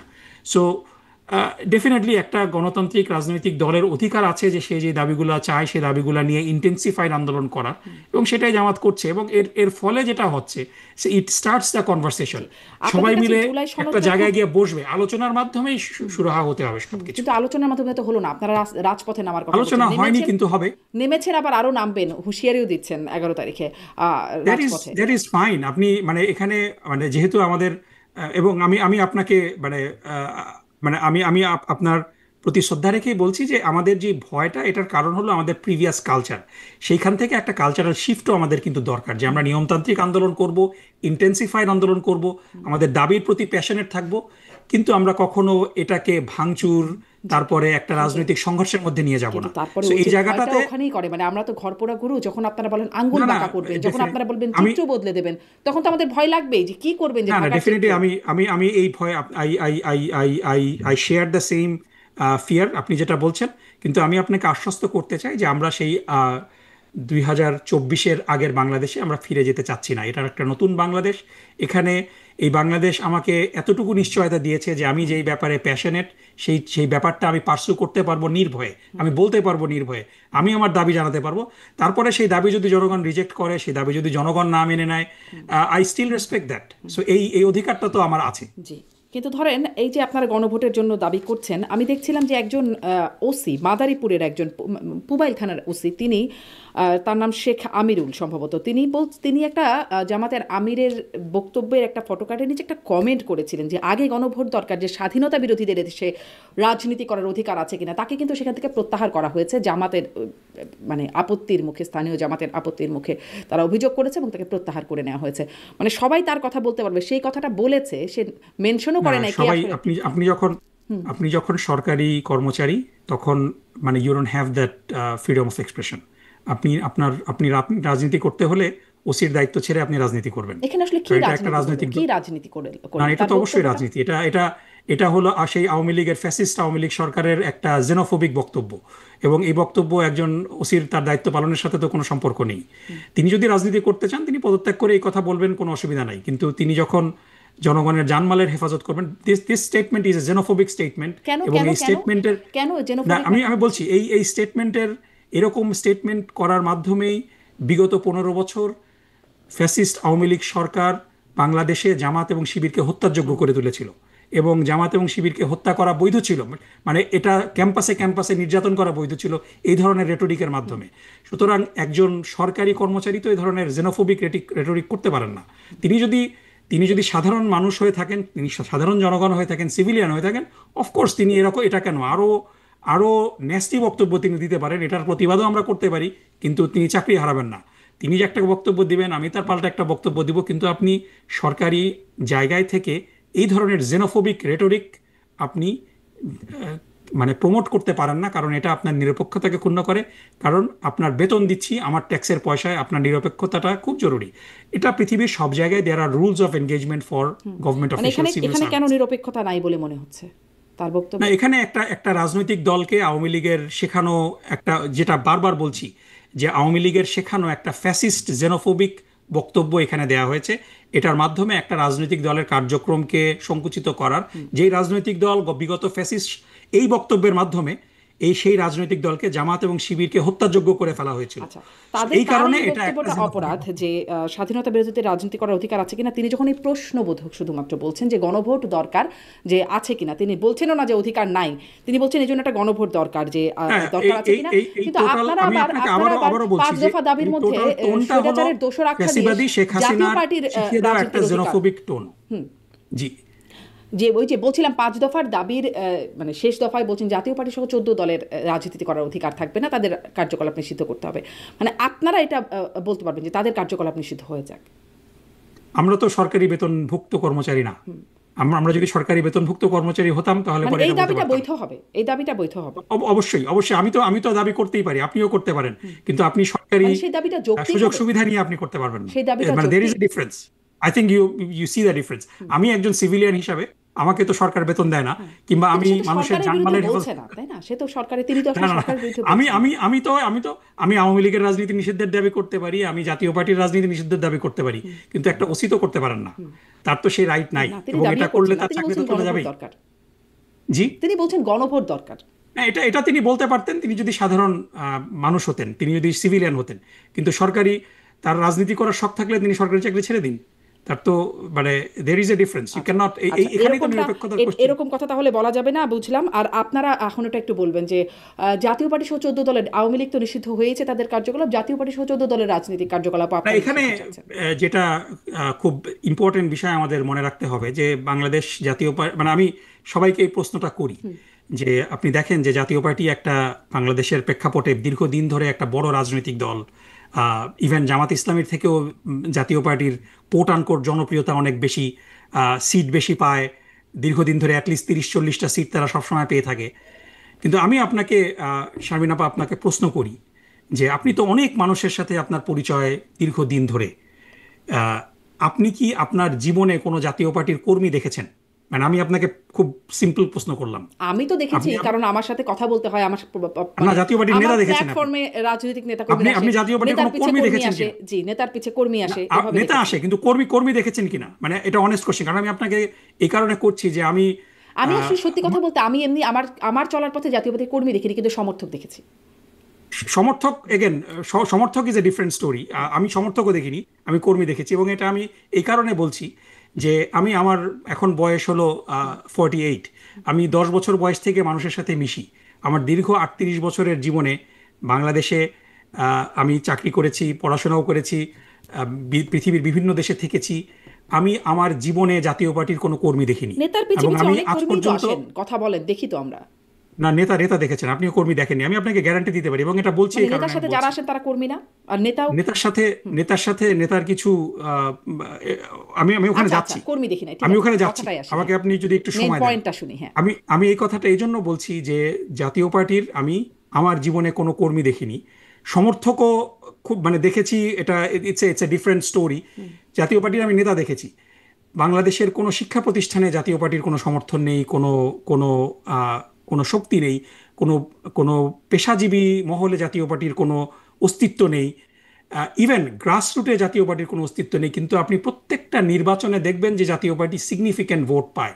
মানে হিস্টোরিক্যালি জাতীয় পার্টি 12%, 10 থেকে 12% ভোট পায়। এবং আপনি যদি স্ট্যাটিস্টিক্যালি বিষয়টা দেখেন যে প্রতি 100 জনে আপনি যদি 10%ও জাতীয় পার্টির ভোট রাখেন, আপনি 10 জন মানুষের সাথে কথা বললে গড়ে একজন মানুষ আপনার পাওয়া উচিত যে জাতীয় পার্টিকে সমর্থন করে। আপনি 1000 মানুষকেও যদি র্যান্ডমলি বাংলাদেশে সার্ভে করেন, তার মধ্যে একজন তো জাতীয় পার্টি সেই সমর্থন দলের কার্যকলাপ পাবেন নিষিদ্ধ কিনা। চান আমি কেন? আমি আমি শেষ করি আপা। সো জাতীয় party is not a political party. জাতীয় পার্টি হলো বাংলাদেশের প্রতিবেশী দেশের সৃষ্টি করা একটা প্রক্সি। এবং নির্বাচনে বেসিক্যালি তারা কিছু ব্যক্তিদের অন্য রাজনৈতিক দল থেকে ভাগিয়ে এনে নির্বাচিত করে। সো এরকম একটা অপশক্তি। এবং আমরা দেখেছি যে জিএম কাদের যখন এই কিছুদিন আগেই ভারত সফর করে আসলেন, তখন তিনি বলেছিলেন কিন্তু প্রকাশ্যে যে ভারতের অনুমতি ছাড়া তিনি এটা বলতে পারবেন না। সো দিস ইজ অ্যাবসলিউটলি বাংলাদেশের অপরাজনীতির যদি আমরা কোনো প্রতিবিম্ব দেখতে চাই, সেটা হলো জাতীয় পার্টি। জাতীয় পার্টি রাজনীতি যদি করে, সুষ্ঠু রাজনীতি করে, এখানে কারো আপত্তি থাকার কথা না। কিন্তু বাংলাদেশে যেই ফ্যাসিবাদী রাজনৈতিক দল নিষিদ্ধ হয়েছে, আওয়ামী লীগ, সেই ফ্যাসিবাদী রাজনৈতিক দল যদি জাতীয় পার্টির মাধ্যমে পুনর্বাসিত হওয়ার চেষ্টা করে, অবশ্যই জনগণ এটাকে প্রতিরোধ করবে। জাতীয় পার্টি যদি প্রতিবেশী দেশের গোয়েন্দা সংস্থা দ্বারা পরিচালিত হওয়ার চেষ্টা করে, এটা জনগণ প্রতিহত করবে। জাতীয় পার্টি যদি সাধারণ মানুষের মতো সাধারণ রাজনীতি করত, এটাতে কোনো অসুবিধা হতো না। কিন্তু জাতীয় পার্টির আয়ের উৎস থেকে শুরু করে জাতীয় পার্টির সমস্ত কার্যক্রম, আমি যেটা বললাম যে একটা দল যাদের প্রতি 10 জনে একজন আপনার জাতীয় পার্টির সমর্থক থাকার কথা, সেখানে আপনি কোনো মানে এটি কি আসলে বাংলাদেশে, আপনারাই বলবেন যে তাদের সমর্থনে, বা আপনারাই ঠিক করবেন না যে না না, তাদের আসলে তাদের বিষয়টা? তাদের এবং এটা ভুলে গেলে চলবে না যে তাদের যেই রোল, এই এই এই অবৈধ ফ্যাসিবাদী সরকারকে বৈধতা দেওয়া, দীর্ঘদিন ধরে তারা সরকারের অংশ ছিল, সরকারের গৃহপালিত বিরোধী দল ছিল। এবং শেষ মুহূর্তে যেই 14 দলের যে বৈঠক হয়েছিল, যে বৈঠকে জামাত ইসলামীকে নিষিদ্ধ করা হয়েছিল, সেই বৈঠকেও তো জাতীয় পার্টি ছিল জাতীয় না? পার্টি, না না, জাতীয় পার্টি সেই বৈঠকে ছিল। জাতীয় পার্টি সেই বৈঠকে ছিল। ছিল না, জাতীয় পার্টির মহাসচিব আমাকে নিশ্চিত করেছেন যে তিনি সেখানে জাতীয় না না না, পার্টির কোনো জাতীয় পার্টি সেই প্রতিনিধি বৈঠকে ছিলেন। ছিল। জাতীয় পার্টি প্রেস কনফারেন্সে ছিল না, যখন যেটা হাসানুল হক ইনু এবং রাশেদ খান মেনন যে প্রেস কনফারেন্স করেছে সেই প্রেস কনফারেন্সে ছিল না, কিন্তু 14 দলের বৈঠকে জাতীয় পার্টি ছিল। সো বেসিক্যালি 14 দলের জাতীয় মধ্যে তো পার্টির জাতীয় সাথে পার্টি নাইও। এই জি। ফ্যাসিবাদীদের যে সম্পর্ক, সেটা জাতীয় পার্টি রাজনীতি করতে পারে, কিন্তু জাতীয় পার্টির মাধ্যমে যদি আওয়ামী লীগকে পুনর্বাসিত করার চেষ্টা করা হয় সেটা জনগণ রুখে দিবে। সো এই জায়গাটাতেই ডিস্টিংশন করতে হবে। জাতীয় পার্টি তো রাজনীতি করতে পারে, জনগণকেই রুখে দিতে দেন, জনগণ ভোট না দিক, বা তাই সেক্ষেত্রেও একটা গণভোট হতে পারে যে জাতীয় পার্টি থাকবে না থাকবে না, সেই না না, সিদ্ধান্তটা মানে রাজনৈতিক দল আপনারা নিষিদ্ধের কেন জন্য তো চাপিয়ে দেন? গণভোট, দেখেন আপনি রাজনৈতিক দল নিষিদ্ধের জন্য তো গণভোট পৃথিবীর কোথাও হয় না। কারণ আপনি যদি পৃথিবীর যে কোনো রাজনৈতিক দল নিষিদ্ধ করার জন্য গণভোট দেন, সেই গণভোটে সেই দল নিষিদ্ধ হয়ে যাবে, কারণ কোনো রাজনৈতিক দলের জনপ্রিয়তাই 50%-এর বেশি না। ইভেন আপনি যদি বিএনপিকে নিষিদ্ধ করার জন্য গণভোট দেন, এটা জনগণ ভোট দিয়ে ফেলবে। সো আপনি রাজনৈতিক দলের নিষিদ্ধের বিষয়টা তো গণভোটের বিষয় না। সো গণভোটের বিষয় তো জাতীয় গুরুত্বপূর্ণ বিষয় নিয়ে। সো আপনি রাজনৈতিক দলের নিষিদ্ধের জন্য তো আপনি গণভোট দিতে পারেন না। এটা তো একটা রাজনৈতিক সিদ্ধান্ত, রাজনৈতিক সরকার সিদ্ধান্ত নেবে। সো আমার কথা হলো যে জাতীয় পার্টির অপরাজনীতি বন্ধ করতে হবে। ফ্যাসিবাদীর দোসর তারা হতে পারবে না, তাদের মাধ্যমে আওয়ামী লীগ যেন পুনর্বাসিত না হতে পারে জি। এই এবার নিশ্চয়তা, এবং তারা আপনাদের জন্য প্রতিবেশী খুবই দেশের অপ্রিয় একটা প্রশ্ন। পাপেট হবে না, এই আপনাদের নিশ্চয়তাগুলো যদি জি দেয় তাহলে জাতীয় পার্টির জি রাজনীতি করলে অসুবিধা তো নেই। আপনাদের জন্য খুব অপ্রিয় একটা প্রশ্ন, তারপরেও মানে সবসময় আপনার এটা মুখোমুখি হন, সেটি হচ্ছে জাতীয় পার্টি স্বৈরাচারের দোসর। আপনি বলছেন দোসর তারা ছিল এই সময়, পুরো সময়, কিন্তু আপনাদেরকে অভিযুক্ত করা হয় যে আপনারা সেই সময় যখন মুক্তিযুদ্ধের সময় পাকিস্তানিদের দোসর ছিলেন, যখন বাংলাদেশে এই এই এই যে এই এখন যে বলা হচ্ছে বা সরকারি হিসাবে 800, জাতিসংঘ বলছে 1400 মানুষকে হত্যার জন্য আওয়ামী লীগ দায়ী, এবং তার সাথে জাতীয় পার্টি বা দোসররা ওই সময় 30 লক্ষ মানুষ হত্যা বা নারী নির্যাতনের পেছনে তাদের দোসর হিসেবে জামায়াত ইসলামীকে ট্রিট করা হয়, এবং সে সময় আনুষ্ঠানিকভাবে জামায়াত ইসলামী তাদের পক্ষ নিয়েছিল, তাদের সমর্থন করেছিল। সেই দোসর হিসেবে আপনারা তো রাজনীতি আসলে করছেন, এই দোসর হিসেবে না দেখেন, রাজনীতি করলে সমস্যা এটা এটা খুব আনফরচুনেট প্রশ্ন। সেটা হলো যে এই প্রশ্নটা বারবার করা হয় পানি ঘোলা করার জন্য। সত্যি কথা বলতে কি, যে বিগত দিনগুলোতে আওয়ামী লীগ, ফ্যাসিবাদী আওয়ামী লীগ সরকার সবচেয়ে বড় যেই অবিচার করেছে বাংলাদেশের জনগণের প্রতি, সেটা হলো যে নেক্কারজনকভাবে রাজনৈতিক নেতৃবৃন্দকে একটা ভুয়া, একটা অনৈতিক আদালতের মাধ্যমে ভুয়া সাক্ষীর উপরে বেস করে হত্যা করেছে। সো আপনি একজন, ডেফিনেটলি সে সময় আপনি বাংলাদেশে ছিলেন, আপনি একজন মিডিয়া কর্মী ছিলেন সে সময়। বাংলাদেশের অধিকাংশ জনগণ, আপনি নিরপেক্ষভাবে আপনি যদি বলেন আমাকে, এখন আপনি যদি বলেন যে সেই বিচারটা কি কোনো বিচার হয়েছে, বিচার সেই বিচারে বিচার প্রশ্নবিদ্ধ কোনো হয়েছে ক্রেডিবল অভিযোগ আনা গিয়েছে?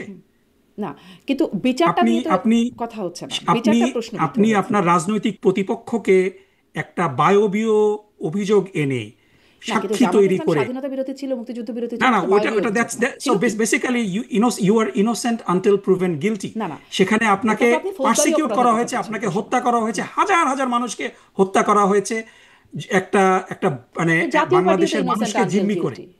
জি, জাতীয় পার্টির কথা বলছেন, তাদেরকে নিষিদ্ধ করা, তারা না না, তো জাতীয়, ইনোসেন্ট আনটিল প্রুভেন গিলটি।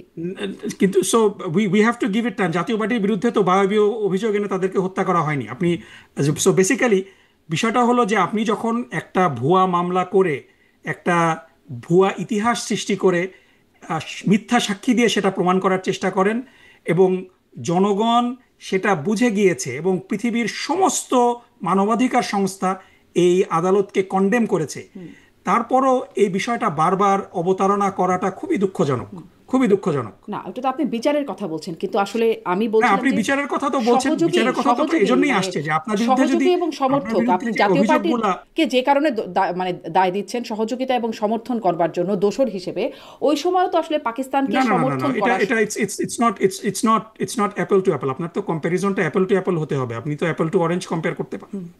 আপনি তো একটা মানে না, দিস অবশ্যই is Apple not to the Apple হচ্ছে কম্প্যারিজন। না, কারণ সেখানে আপনি যে 30 লক্ষ অভিযোগে, মানুষ ছিল, আপনি এখানে জামাতের 1400 বিরুদ্ধে মানুষ। যে অভিযোগগুলো এনেছেন, আপনি জামাতের বিরুদ্ধে যে অভিযোগগুলো আনছেন, আদালত যখন এটিএম আজহারুল ইসলামকে বিজ্ঞ প্রধান বিচারপতি যখন মুক্তি দিয়েছেন, বেকসুর খালাস দিয়েছেন, তখন তার মন্তব্যটা যদি আপনি পড়েন, এরপরে this this total discussion should have been buried deep under the ground. সেটাকে তার আগেও বারবার আনা আদালত হচ্ছে। অনেক কথা বলেছে, আপনাকে সেই আদালতকে আপনাকে প্রশ্ন করছেন। মিথ্যা অভিযোগে, আপনি আমাকে মিথ্যা অভিযোগে 54 বছর ধরে আপনি আমাকে বিচার করে রাখছেন, আমাকে শাস্তি দিচ্ছেন, আমার অধিকার আপনি কেড়ে নিয়েছেন, এবং এই অভিযোগগুলো যখন প্রমাণ করার সুযোগ আসতো তখন আপনি মিথ্যা সাক্ষী দিয়ে সেটা প্রমাণ করার চেষ্টা করেছেন, এবং প্রধান বিচারপতি এটাকে বলেছেন genocide of justice. It's not a small term, so সুতরাং এই বিষয়ে যদি কেউ আবার সেই ফ্যাসিবাদী জায়গায় ফিরে যায়, এটা এটা আপনি বেসিক্যালি সেই ফ্যাসিবাদী বয়ানেরই আপনি আমাকে প্রথম যে কথাটা বলেছিলেন যে কেন এই ওসির বিরুদ্ধে শাস্তিমূলক ব্যবস্থা গ্রহণ করা হলো, কারণ এই ধরনের মিথ্যা জেনোফোবিক রেটরিক দিয়েই কিন্তু সাধারণ মানুষকে হত্যা করা হয়েছে। জামাত শিবির অর্থ হলো মানে জামাত শিবিরকে ডিহিউম্যানাইজ করা হচ্ছে, এটি কি অসত্য? ডেমোনাইজ করা হয়েছে। আপনি বিচারের কথা বলছেন, বিচারের কথা বলছেন, কিন্তু এটি তো অসত্য নয় যে ওই সময় আপনারা স্বাধীনতা বা মুক্তিযুদ্ধের বিরোধিতা করেছিল জামাতে ইসলামী। না, এটা তো মানে আপনার তখন তো একটা স্বাধীন দেশ ছিল, একটা ইউনাইটেড দেশ ছিল। আপনি রাজনৈতিকভাবে বাংলাদেশের তখন কত পার্সেন্ট মানুষ, আপনি যদি দেখেন যে কত পার্সেন্ট মানুষ তখন, তো আপনি তো একজন স্বাধীন নাগরিক হিসাবে, আপনি তখন একটা স্বাধীন দেশের নাগরিক, আপনি যদি হত্যাকাণ্ডে অপরাধ না করেন, আপনার রাজনৈতিক সিদ্ধান্ত তো ইটস নট এ ক্রাইম। জাতীয় পার্টির যে ক্ষেত্রে যেটা হয়েছে, জাতীয় পার্টি ছিল সেই সমালোচনা করেন না আপনারা, সমর্থক বা সমর্থন, that's a whole different discussion. আপনি এটা নিয়ে আপনি আমাকে আমার ভূমিকা নিয়ে আপনি সমালোচনা করতে পারেন, কিন্তু এটার জন্য তো আপনি আমাকে মেরে ফেলতে পারেন না। আপনি 54 বছর ধরে তো আমাকে ডিহিউম্যানাইজ করতে পারেন না। এটা রাজনীতি, মানে জাতীয় পার্টিকে যে অবশ্যই আমি আমার মতামতের জন্য তো, মানে আমি জাস্ট এখানে কম্পেয়ার করছি যে জাতীয় পার্টিকে আপনারা এখানে কম্পেয়ারটা মানে ইজ নট প্লজিবল। কারণ জাতীয় পার্টির সমর্থন ছাড়া, জাতীয় পার্টির সহযোগিতা ছাড়া এই ফ্যাসিস্ট সরকারের দীর্ঘ 15 বছর ক্ষমতায় থাকাটা সম্ভব ছিল না। So it's not the same. কথা বলা হয় সেই সময় যদি জামাতে ইসলাম না, একই রকম কথা যারা বলে তারা বেসিক্যালি ফ্যাসিবাদের সহযোগী, এবং তারা এই বিচারিক হত্যাযজ্ঞকে সমর্থন করেন। সো বেসিক্যালি এই বিচারিক আপনি কি একমত হবেন যে এটা বিচারিক হত্যা ছিল, যে আমাদের যে নেতৃবৃন্দকে হত্যা করা হয়েছে? আমি আমার কথা বলবো না, কিন্তু আপনি বর্তমান আইন উপদেষ্টা যিনি, তিনি তার একটা আগের বক্তব্য তিনি বলছেন একমাত্র দেলোয়ার হোসেন সাইদি ছাড়া বাকিরা যারা ছিলেন তারা সবাই যুদ্ধাপরাধের দায়ে তিনি আগে বলেছিলেন, এবং তিনি তখন এই ফ্যাসিবাদীদেরই সহযোগী ছিলেন। সো বিষয়টা হলো যে মানে you can not choose and pick, বয়ান যে কখন কোন দিকে চলে যায় আর কে যে কখন দোষর কার দোষর হয়ে যাচ্ছে। এই উপদেষ্টা তো বিচারপতি না। সো আমি আই উইল টেক, এবং তার বক্তব্য আগে অনেক কথা বলেছেন, সেগুলো আবার আমলযোগ্য হচ্ছে না। সেই বিচারপতিদেরকে তো পালিয়ে যেতে হয়েছে। তারা তো এদেরও নাকি পালিয়ে যেতে হবে, সেফ এক্সিট খুঁজতে হবে বলছেন এখন যারা আন্দোলন করেছেন তারা। এখন সেফ এক্সিট সবাইকেই আসলে খুঁজতে হচ্ছে। কোন দিকে যে ইতিহাস শেষ পর্যন্ত গড়াবে ডক্টর নকিব, আসলে আমাদের সময় অনেক হয়ে গেছে। বিষয়টা হলো যে সেফ এক্সিট তাদেরই দরকার হয় যারা অন্যায় করে। আপনি যদি অন্যায় না করেন, আপনার তো সেফ এক্সিটের দরকার নেই। জি, কিন্তু আসলে বলছেন আপনি যদি অন্যায় করেন, জনগণের কাছ থেকে আপনি ভীত হবেন, আপনি পালিয়ে যাবেন। কিন্তু আপনি যদি অন্যায় না করেন, আপনাকে অত্যাচার করতে পারে পরবর্তী সরকার এসে, কিন্তু আপনার যদি নৈতিক শক্তি থাকে, আপনি সেই অত্যাচারে ইউ উড পারসিভিয়ার। যেইভাবে জামাত ইসলামের উপরে অত্যাচার করা হয়েছে, তারা তো পালিয়ে যায় নাই। এ কারণেই জনগণের সহমর্মিতা বাংলাদেশ জামাত ইসলামীর জনগণ পাচ্ছেন। আপনারা শহীদ মীর কাসেম আলী, তাকে ফাঁসি দেওয়া হবে এটা জেনেও তিনি বাংলাদেশে ফেরত এসেছেন, কারণ তিনি জানেন যে তিনি নিরপরাধ। তার সেই নৈতিক শক্তি ছিল। আওয়ামী লীগের কোনো নেতা কি সেই নৈতিক শক্তির বলে বলিয়ান হয়ে থাকতে পেরেছে? এবার আপনি যে বিচারপতিদের কথা বলছেন, সেই বিচারপতিরা কেন পালাবে? আওয়ামী লীগের নেতাও আছেন এবং তিনি নাকি এখন জামাতের ব্যাকআপেই আছেন। আমি সাবেক রাষ্ট্রপতি আব্দুল হামিদের কথা বলছি। তিনি গিয়ে আবার ফিরে এসেছেন এবং তার পেছনে জামাতের ব্যাকআপ আছে বলে। আব্দুল হামিদের বিরুদ্ধে তো কোনো হত্যা মামলা হয়নি। আব্দুল হামিদের ব্যাপারে তো আব্দুল হামিদ সরকারের প্রেসিডেন্ট ছিলেন। সে বিষয় হয়ে গেছে না, সাংবাদিকদের বিরুদ্ধে থেকে শুরু করে এমনকি আওয়ামী লীগ নেতার বাড়িতে যারা কাজ করতো তাদের বিরুদ্ধেও হত্যা মামলা হয়ে গেছে। না, এটা ডেফিনেটলি শারমিন আপা, আমি আপনাকে একেবারে সুস্পষ্টভাবে বলতে চাই যে যদি কারো বিরুদ্ধে মিথ্যা মামলা করা হয়, কেউ যদি নিরপরাধী হয়ে থাকেন, তার বিরুদ্ধে মামলা করা হলে আমি সেই মামলার ব্যক্তিগতভাবে নিন্দা করছি। দলীয়ভাবে জামাত ইসলামীর পক্ষ থেকেও এই ব্যাপারে নিন্দা করা হয়েছে যে ডেফিনেটলি যে অপরাধী না তার বিরুদ্ধে যেন মামলা করা না হয়। কিন্তু এখানে আমাদের স্ট্যান্ড পরিষ্কার। আই এগ্রি, আমি আপনার সাথে দ্বিমত করব না যে মানুষের ভোগান্তি হচ্ছে, এবং এই ভোগান্তিটা যাতে আমরা লাঘব করতে পারি সেই জন্যও কিন্তু আমরা চেষ্টা করছি। এবং এটাতে মানুষের আসলে খুবই ভোগান্তি হচ্ছে ডক্টর নকিব। না, ডেফিনেটলি, এবং এটা নিয়ে মামলাবাজি, চাঁদাবাজি হচ্ছে। এই ব্যাপারে আমি আপনার সাথে কোনো দ্বিমত করব না, এবং এটা যারা করছে তাদের বিরুদ্ধে ব্যবস্থা নেওয়ার জন্য জামাত ইসলামের পক্ষ থেকে দাবি জানানো হয়েছে, আমি এখনও দাবি জানাচ্ছি যে যারা সাধারণ মানুষকে, যারা অপরাধের সাথে যুক্ত না, তাদেরকে হয়রানি করছে, এই সরকারকে সেই প্রোটেকশনটা দিতে হবে জি, কিন্তু যে তারা যেন আপনাদের পাঁচ হয়রানির দফা শিকার না দাবির হয়। মধ্যে যেমন ফ্যাসিবাদের সময় তাদের বিচারের দাবি করছেন, কিন্তু এই নিরপরাধ মানুষের নামে বা যেই অপরাধে তার বিচার হচ্ছে না সেই না, আমরা অপরাধে আমরা না, আমরা সেখানে না, সেই এটা দাবিগুলোর মধ্যে এই দাবিটা আপনাদের নাই আর কি, 5 দফা না দাবির না, এটা মধ্যে। আছে, এটা আছে, এটা ডেফিনেটলি আমরা বারবার বলছি যে কোনো নিরপরাধ ব্যক্তি যেন, কিন্তু ওই যে মানে কোনো নিরপরাধ বলছিলাম ব্যক্তি পাঁচ যেন দফা শাস্তি দাবির না মধ্যে পায় নাই। এই ব্যাপারে। এবং এই ব্যাপারে আমরা কথা বলতে গিয়ে অনেক সময় অনেকের কাছ থেকে আমরা সমালোচনার সম্মুখীনও হয়েছি, কিন্তু still we are we stand by our জি, প্রিন্সিপাল যে কোনো আমি নিরপরাধ একদম ব্যক্তি যেন। শেষে 2 লাইন করে যদি একটু উত্তর দেন, সঙ্গীত শিক্ষা প্রাথমিকে থাকলে আপনাদের কি সমস্যা হয়? মানে আপনারা দাবি করলেন এবং তারপরে আসলে প্রাথমিকের সঙ্গীত শিক্ষক নিয়োগ বাতিল হয়ে গেল। না, বিষয়টা হলো ইটস অ্যাবাউট প্রায়োরিটি, যে আপনার বাংলাদেশের গ্রামে গ্রামে সঙ্গীত শেখানোটা কি খুবই গুরুত্বপূর্ণ, নাকি নৈতিকতা নাকি কেন আসছে? শেখানোটা গুরুত্বপূর্ণ? নৈতিকতা শিক্ষাও থাকবে, ধর্মীয় শিক্ষকও থাকবে, সঙ্গীত শিক্ষকও থাকলে সমস্যা কি ছিল? না, এটা ইটস অল অ্যাবাউট প্রায়োরিটি। এবং আমি কোনো জিনিস পছন্দ নাও করতে পারি, এবং এটার জন্য আমি দাবি জানাবো।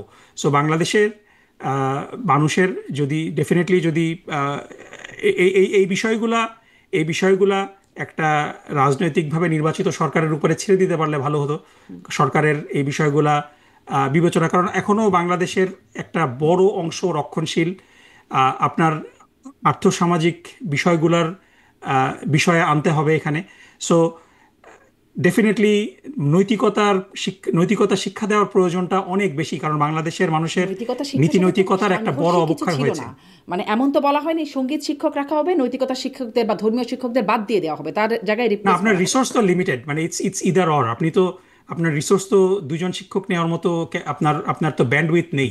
সো সেখানে আমাদের প্রেফারেন্স হলো যে কেন নৈতিকতা শিক্ষা ধর্মশিক্ষক কি দেওয়াটা ছিল জরুরি। না? ধর্মশিক্ষক তো ছিল, না, প্রাথমিকেও ছিল, মাধ্যমিকেও আছে। ধর্মশিক্ষকের প্রতুলতা ছিল একটা বড়। সঙ্গীত শিক্ষকও তো ছিল। আমি ওই ওই কথা বলতে গেলে এটাও তো ছিল। সো বেসিক্যালি বিষয়টা হলো যে একেবারে গ্রাসরুট লেভেলে আমরা মনে করি যে নীতি নৈতিকতার একটা বিপর্যয় হয়েছে, এবং বাংলাদেশ জামাত ইসলামী যে এই 5টা পয়েন্টে আগামী নির্বাচনে দে আর রানিং, প্রথম দফাটাই হলো বাংলাদেশের শিক্ষা ব্যবস্থাটাকে ঢেলে সাজানো। কারণ এই শিক্ষা ব্যবস্থা দিয়ে নৈতিকতা এবং প্রযুক্তিগত দিক থেকে, দুই দিক থেকেই আমরা অনেক পিছিয়ে আছি।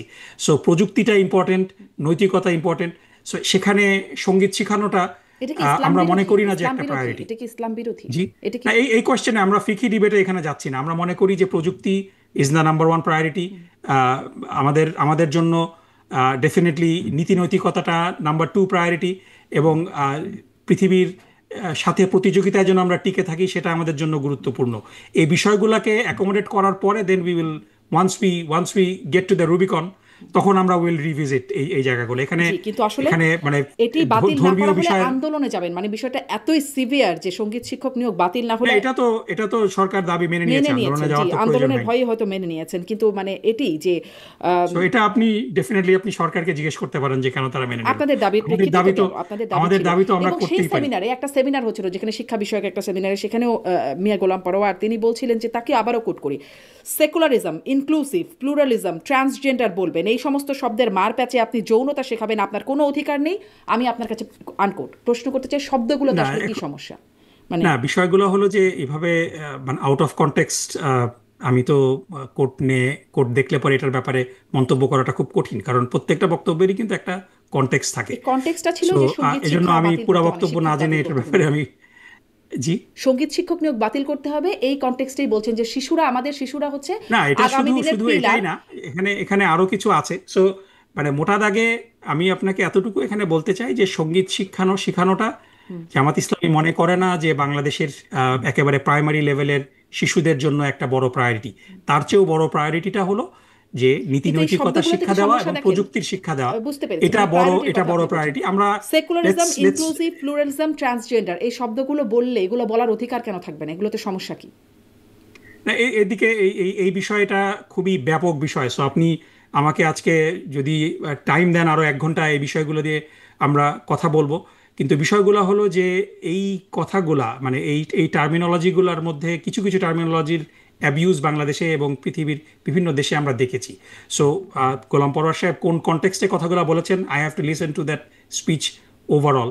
বাংলাদেশে যেই যেই অর্থে সেকুলারিজম ব্যবহার করা হয়,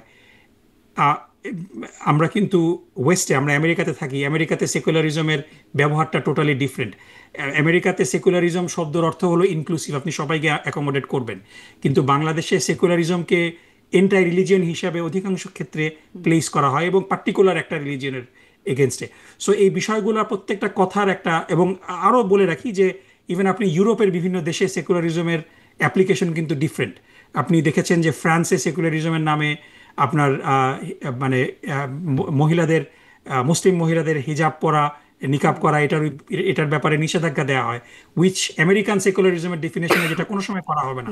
সো এটার যে অপপ্রয়োগ করা হয় এটা নিয়ে হয়তো তিনি বলেছেন, but I have to understand নিশ্চয়ই দ্য অপপ্রয়োগ, হোল এটা কনটেক্সট। সঠিক অর্থ কি সেটা হতে পারে, কিন্তু মানে এই সমস্যাগুলো মানে এই কথাগুলো বলার অধিকারী না, এগুলো বললে যৌনতা শেখানো কিভাবে হবে? আমি না না, এটা কোনোভাবে এটা মানে স্পষ্ট করি। এই কথাগুলো আমি যেটা বললাম যে তিনি কোন প্রেক্ষাপটে কিভাবে তিনি বলেছেন, আহ, এবং এবং আমি দুজনই জানি যে অনেক সময় যে কথা বলা হয় না সংবাদপত্র সেটাও প্রচার করে আমি দেয়, একদম আবার অনেক আমি সময় তার যে কথা কথা থেকে বলা শুনি, হয় আমি এই জন্য কোনো সেটাও প্রচার করে না। পত্রিকা থেকে দেখে করছি না, আমি একদম তার পুরো বক্তব্যটা শুনছিলাম। তিনি না না, আজকের শিশুরা আগামী দিনে বড় হয়ে সরকার প্রধান, বিচারপতি এই না সব ওটাও হবে, ওটাও এবং বুঝলাম, আজকের কিন্তু আমি শিশুদেরকে এগুলো আমি শেখালে যেটা আসলে শুনিনি সেটা, সেই ব্যাপারে আমি জি। কমেন্ট করতে কমফোর্টেবল আমি ফিল করি না। আপনাদের বাট আমি নারী আপনাকে নীতিটা বলার কেমন আগে হবে যেটা বলছি যে ডক্টর নকিব, আপনাদের? সঙ্গীতের ব্যাপারে হ্যাঁ, জামাতের প্রায়োরিটিটা হলো যে নীতি নৈতিকতার শিক্ষাটা বেশি প্রয়োজন বলে জামাত মনে করে, এবং কারিগরি শিক্ষা, প্রযুক্তিগত শিক্ষা, যেটা জি, স্পষ্ট আমাদেরকে সেটি কম্পিটিটিভ প্রায়োরিটি। করবে, এই বিষয়গুলো আরো ইম্পর্টেন্ট। এই কারণে আপনাদের ইটস অল অ্যাবাউট আপনাদের প্রায়োরিটি। আপনাদের নারী নীতি নিয়েও একটু প্রশ্ন আছে, আপনারা আসলে কেমন চাবেন? যেমন কদিন আগে জামাতের আমির বলছিলেন যে 5 ঘন্টা নারীর কর্মঘণ্টা, আপনারা ক্ষমতায় গেলে 5 ঘন্টা হবে। আহ, জামাতের শ্রমিক কল্যাণ ফেডারেশনের কেন্দ্রীয় সহসভাপতি কবির আহমেদ, তাকে একটা টক শোতে বলতে শুনছিলাম যে জামাত ক্ষমতায় গেলে নারীরা শুধু নারীদের সামনে নাচ গান করবে, মানে শুধু নারীদের সামনেই করবে। তাহলে কি আমরা নাটক সিনেমা যা দেখছি তা সেরকম হবে না? বা নারীর কর্মঘণ্টা সব মিলে আপনাদের নারী নীতিটা একটু সংক্ষেপে বলবেন। তো শারমিন আপা, আপনাকে যদি আপনার যদি ছোট বাচ্চা থাকে, আপনাকে যদি আপনার 8 ঘন্টার জায়গায় আপনাকে রিলিফ দেওয়া হয় 3 ঘন্টা, এটা কি আপনি অপছন্দ করবেন? সেটা তো ছোট বাচ্চা থাকলে, কিন্তু নারীর কর্মঘণ্টা, ছোট বাচ্চা থাকলে নারীর তো কর্মঘন্টা একটা 6 মাসের এখানে একটা একটা প্রবলেমটা সময় প্রবলেমটা থাকে তাদের। এখানেই যে উনি তো ডক্টর শফিক সাহেব যখন এই বক্তব্যটা দিয়েছেন, তিনি তো আমেরিকাতে দিয়েছেন, তাই না? তিনি এই বক্তব্যটা দিয়েছেন নিউ ইয়র্কে, তিনি যখন তার রিসেপশন ছিল, তিনি তো নারীর কর্মঘণ্টা বলেননি। কি মানে বলেছেন? প্রবলেমটা তো এখানেই যে এজন্যই আমি গোলাম পরোয়ার সাহেবের বক্তব্য নিয়ে আমি কথা আমি বলতে রাজি আপনাকে হইনি, যে পাঠিয়ে দিই, বিকজ আপনি পুরোটা শোনেন, কারণ ওই বক্তব্যটা বিকজ আমি পুরোটা বিকজ শুনেছি। না, আমি ওটাই বলছি যে আপনি নারীর কর্মঘণ্টা বলছেন, কিন্তু আমি তো ছিলাম একটু স্পষ্ট যখন করবেন প্লিজ। ডক্টর শফিকুর রহমান সাহেব কথাটা বলেছেন, তিনি এটা বলেছেন যে যেই নারীদের ছোট সন্তান আছে তাদের জন্য একটা রিলিফ দেয়, ইটস এ রিলিফ। এটা নারীর কর্মঘণ্টা কমিয়ে নারীকে ওয়ার্কফোর্সে রিলেভেন্ট করা এটা না, ইটস এ বেনিফিট। আপনি বেনিফিট কেন নেবেন না? এটা নারী বান্ধব হওয়ার কথা। তাকে নারীদের পক্ষ থেকে এটাকে ওয়েলকাম করার কথা। কিন্তু আমরা দেখছি যে জিনিসটাকে টুইস্ট করে এটাকে এমনভাবে ন্যারেটিভটা প্রচার করা তার হচ্ছে মানে বিষয়টা কি যে এরকম? জামাত তার ইসলামী মানে নারী আপনার কাছ থেকে বান্ধব তাহলে না, আপনার তারা কাছ থেকে তাহলে নারীদের, স্পষ্ট হই, আপনি ছিলেন সেখানে, মানে ছোট শিশু শুধুমাত্র যেই নারীদের আছে সেই নারীদের যে কর্মঘণ্টা নারীরা, 5 ঘন্টা। তাদেরকে এটা একটা ব্রেক দেওয়া হবে, এবং এটা পৃথিবীর বিভিন্ন দেশে আছে।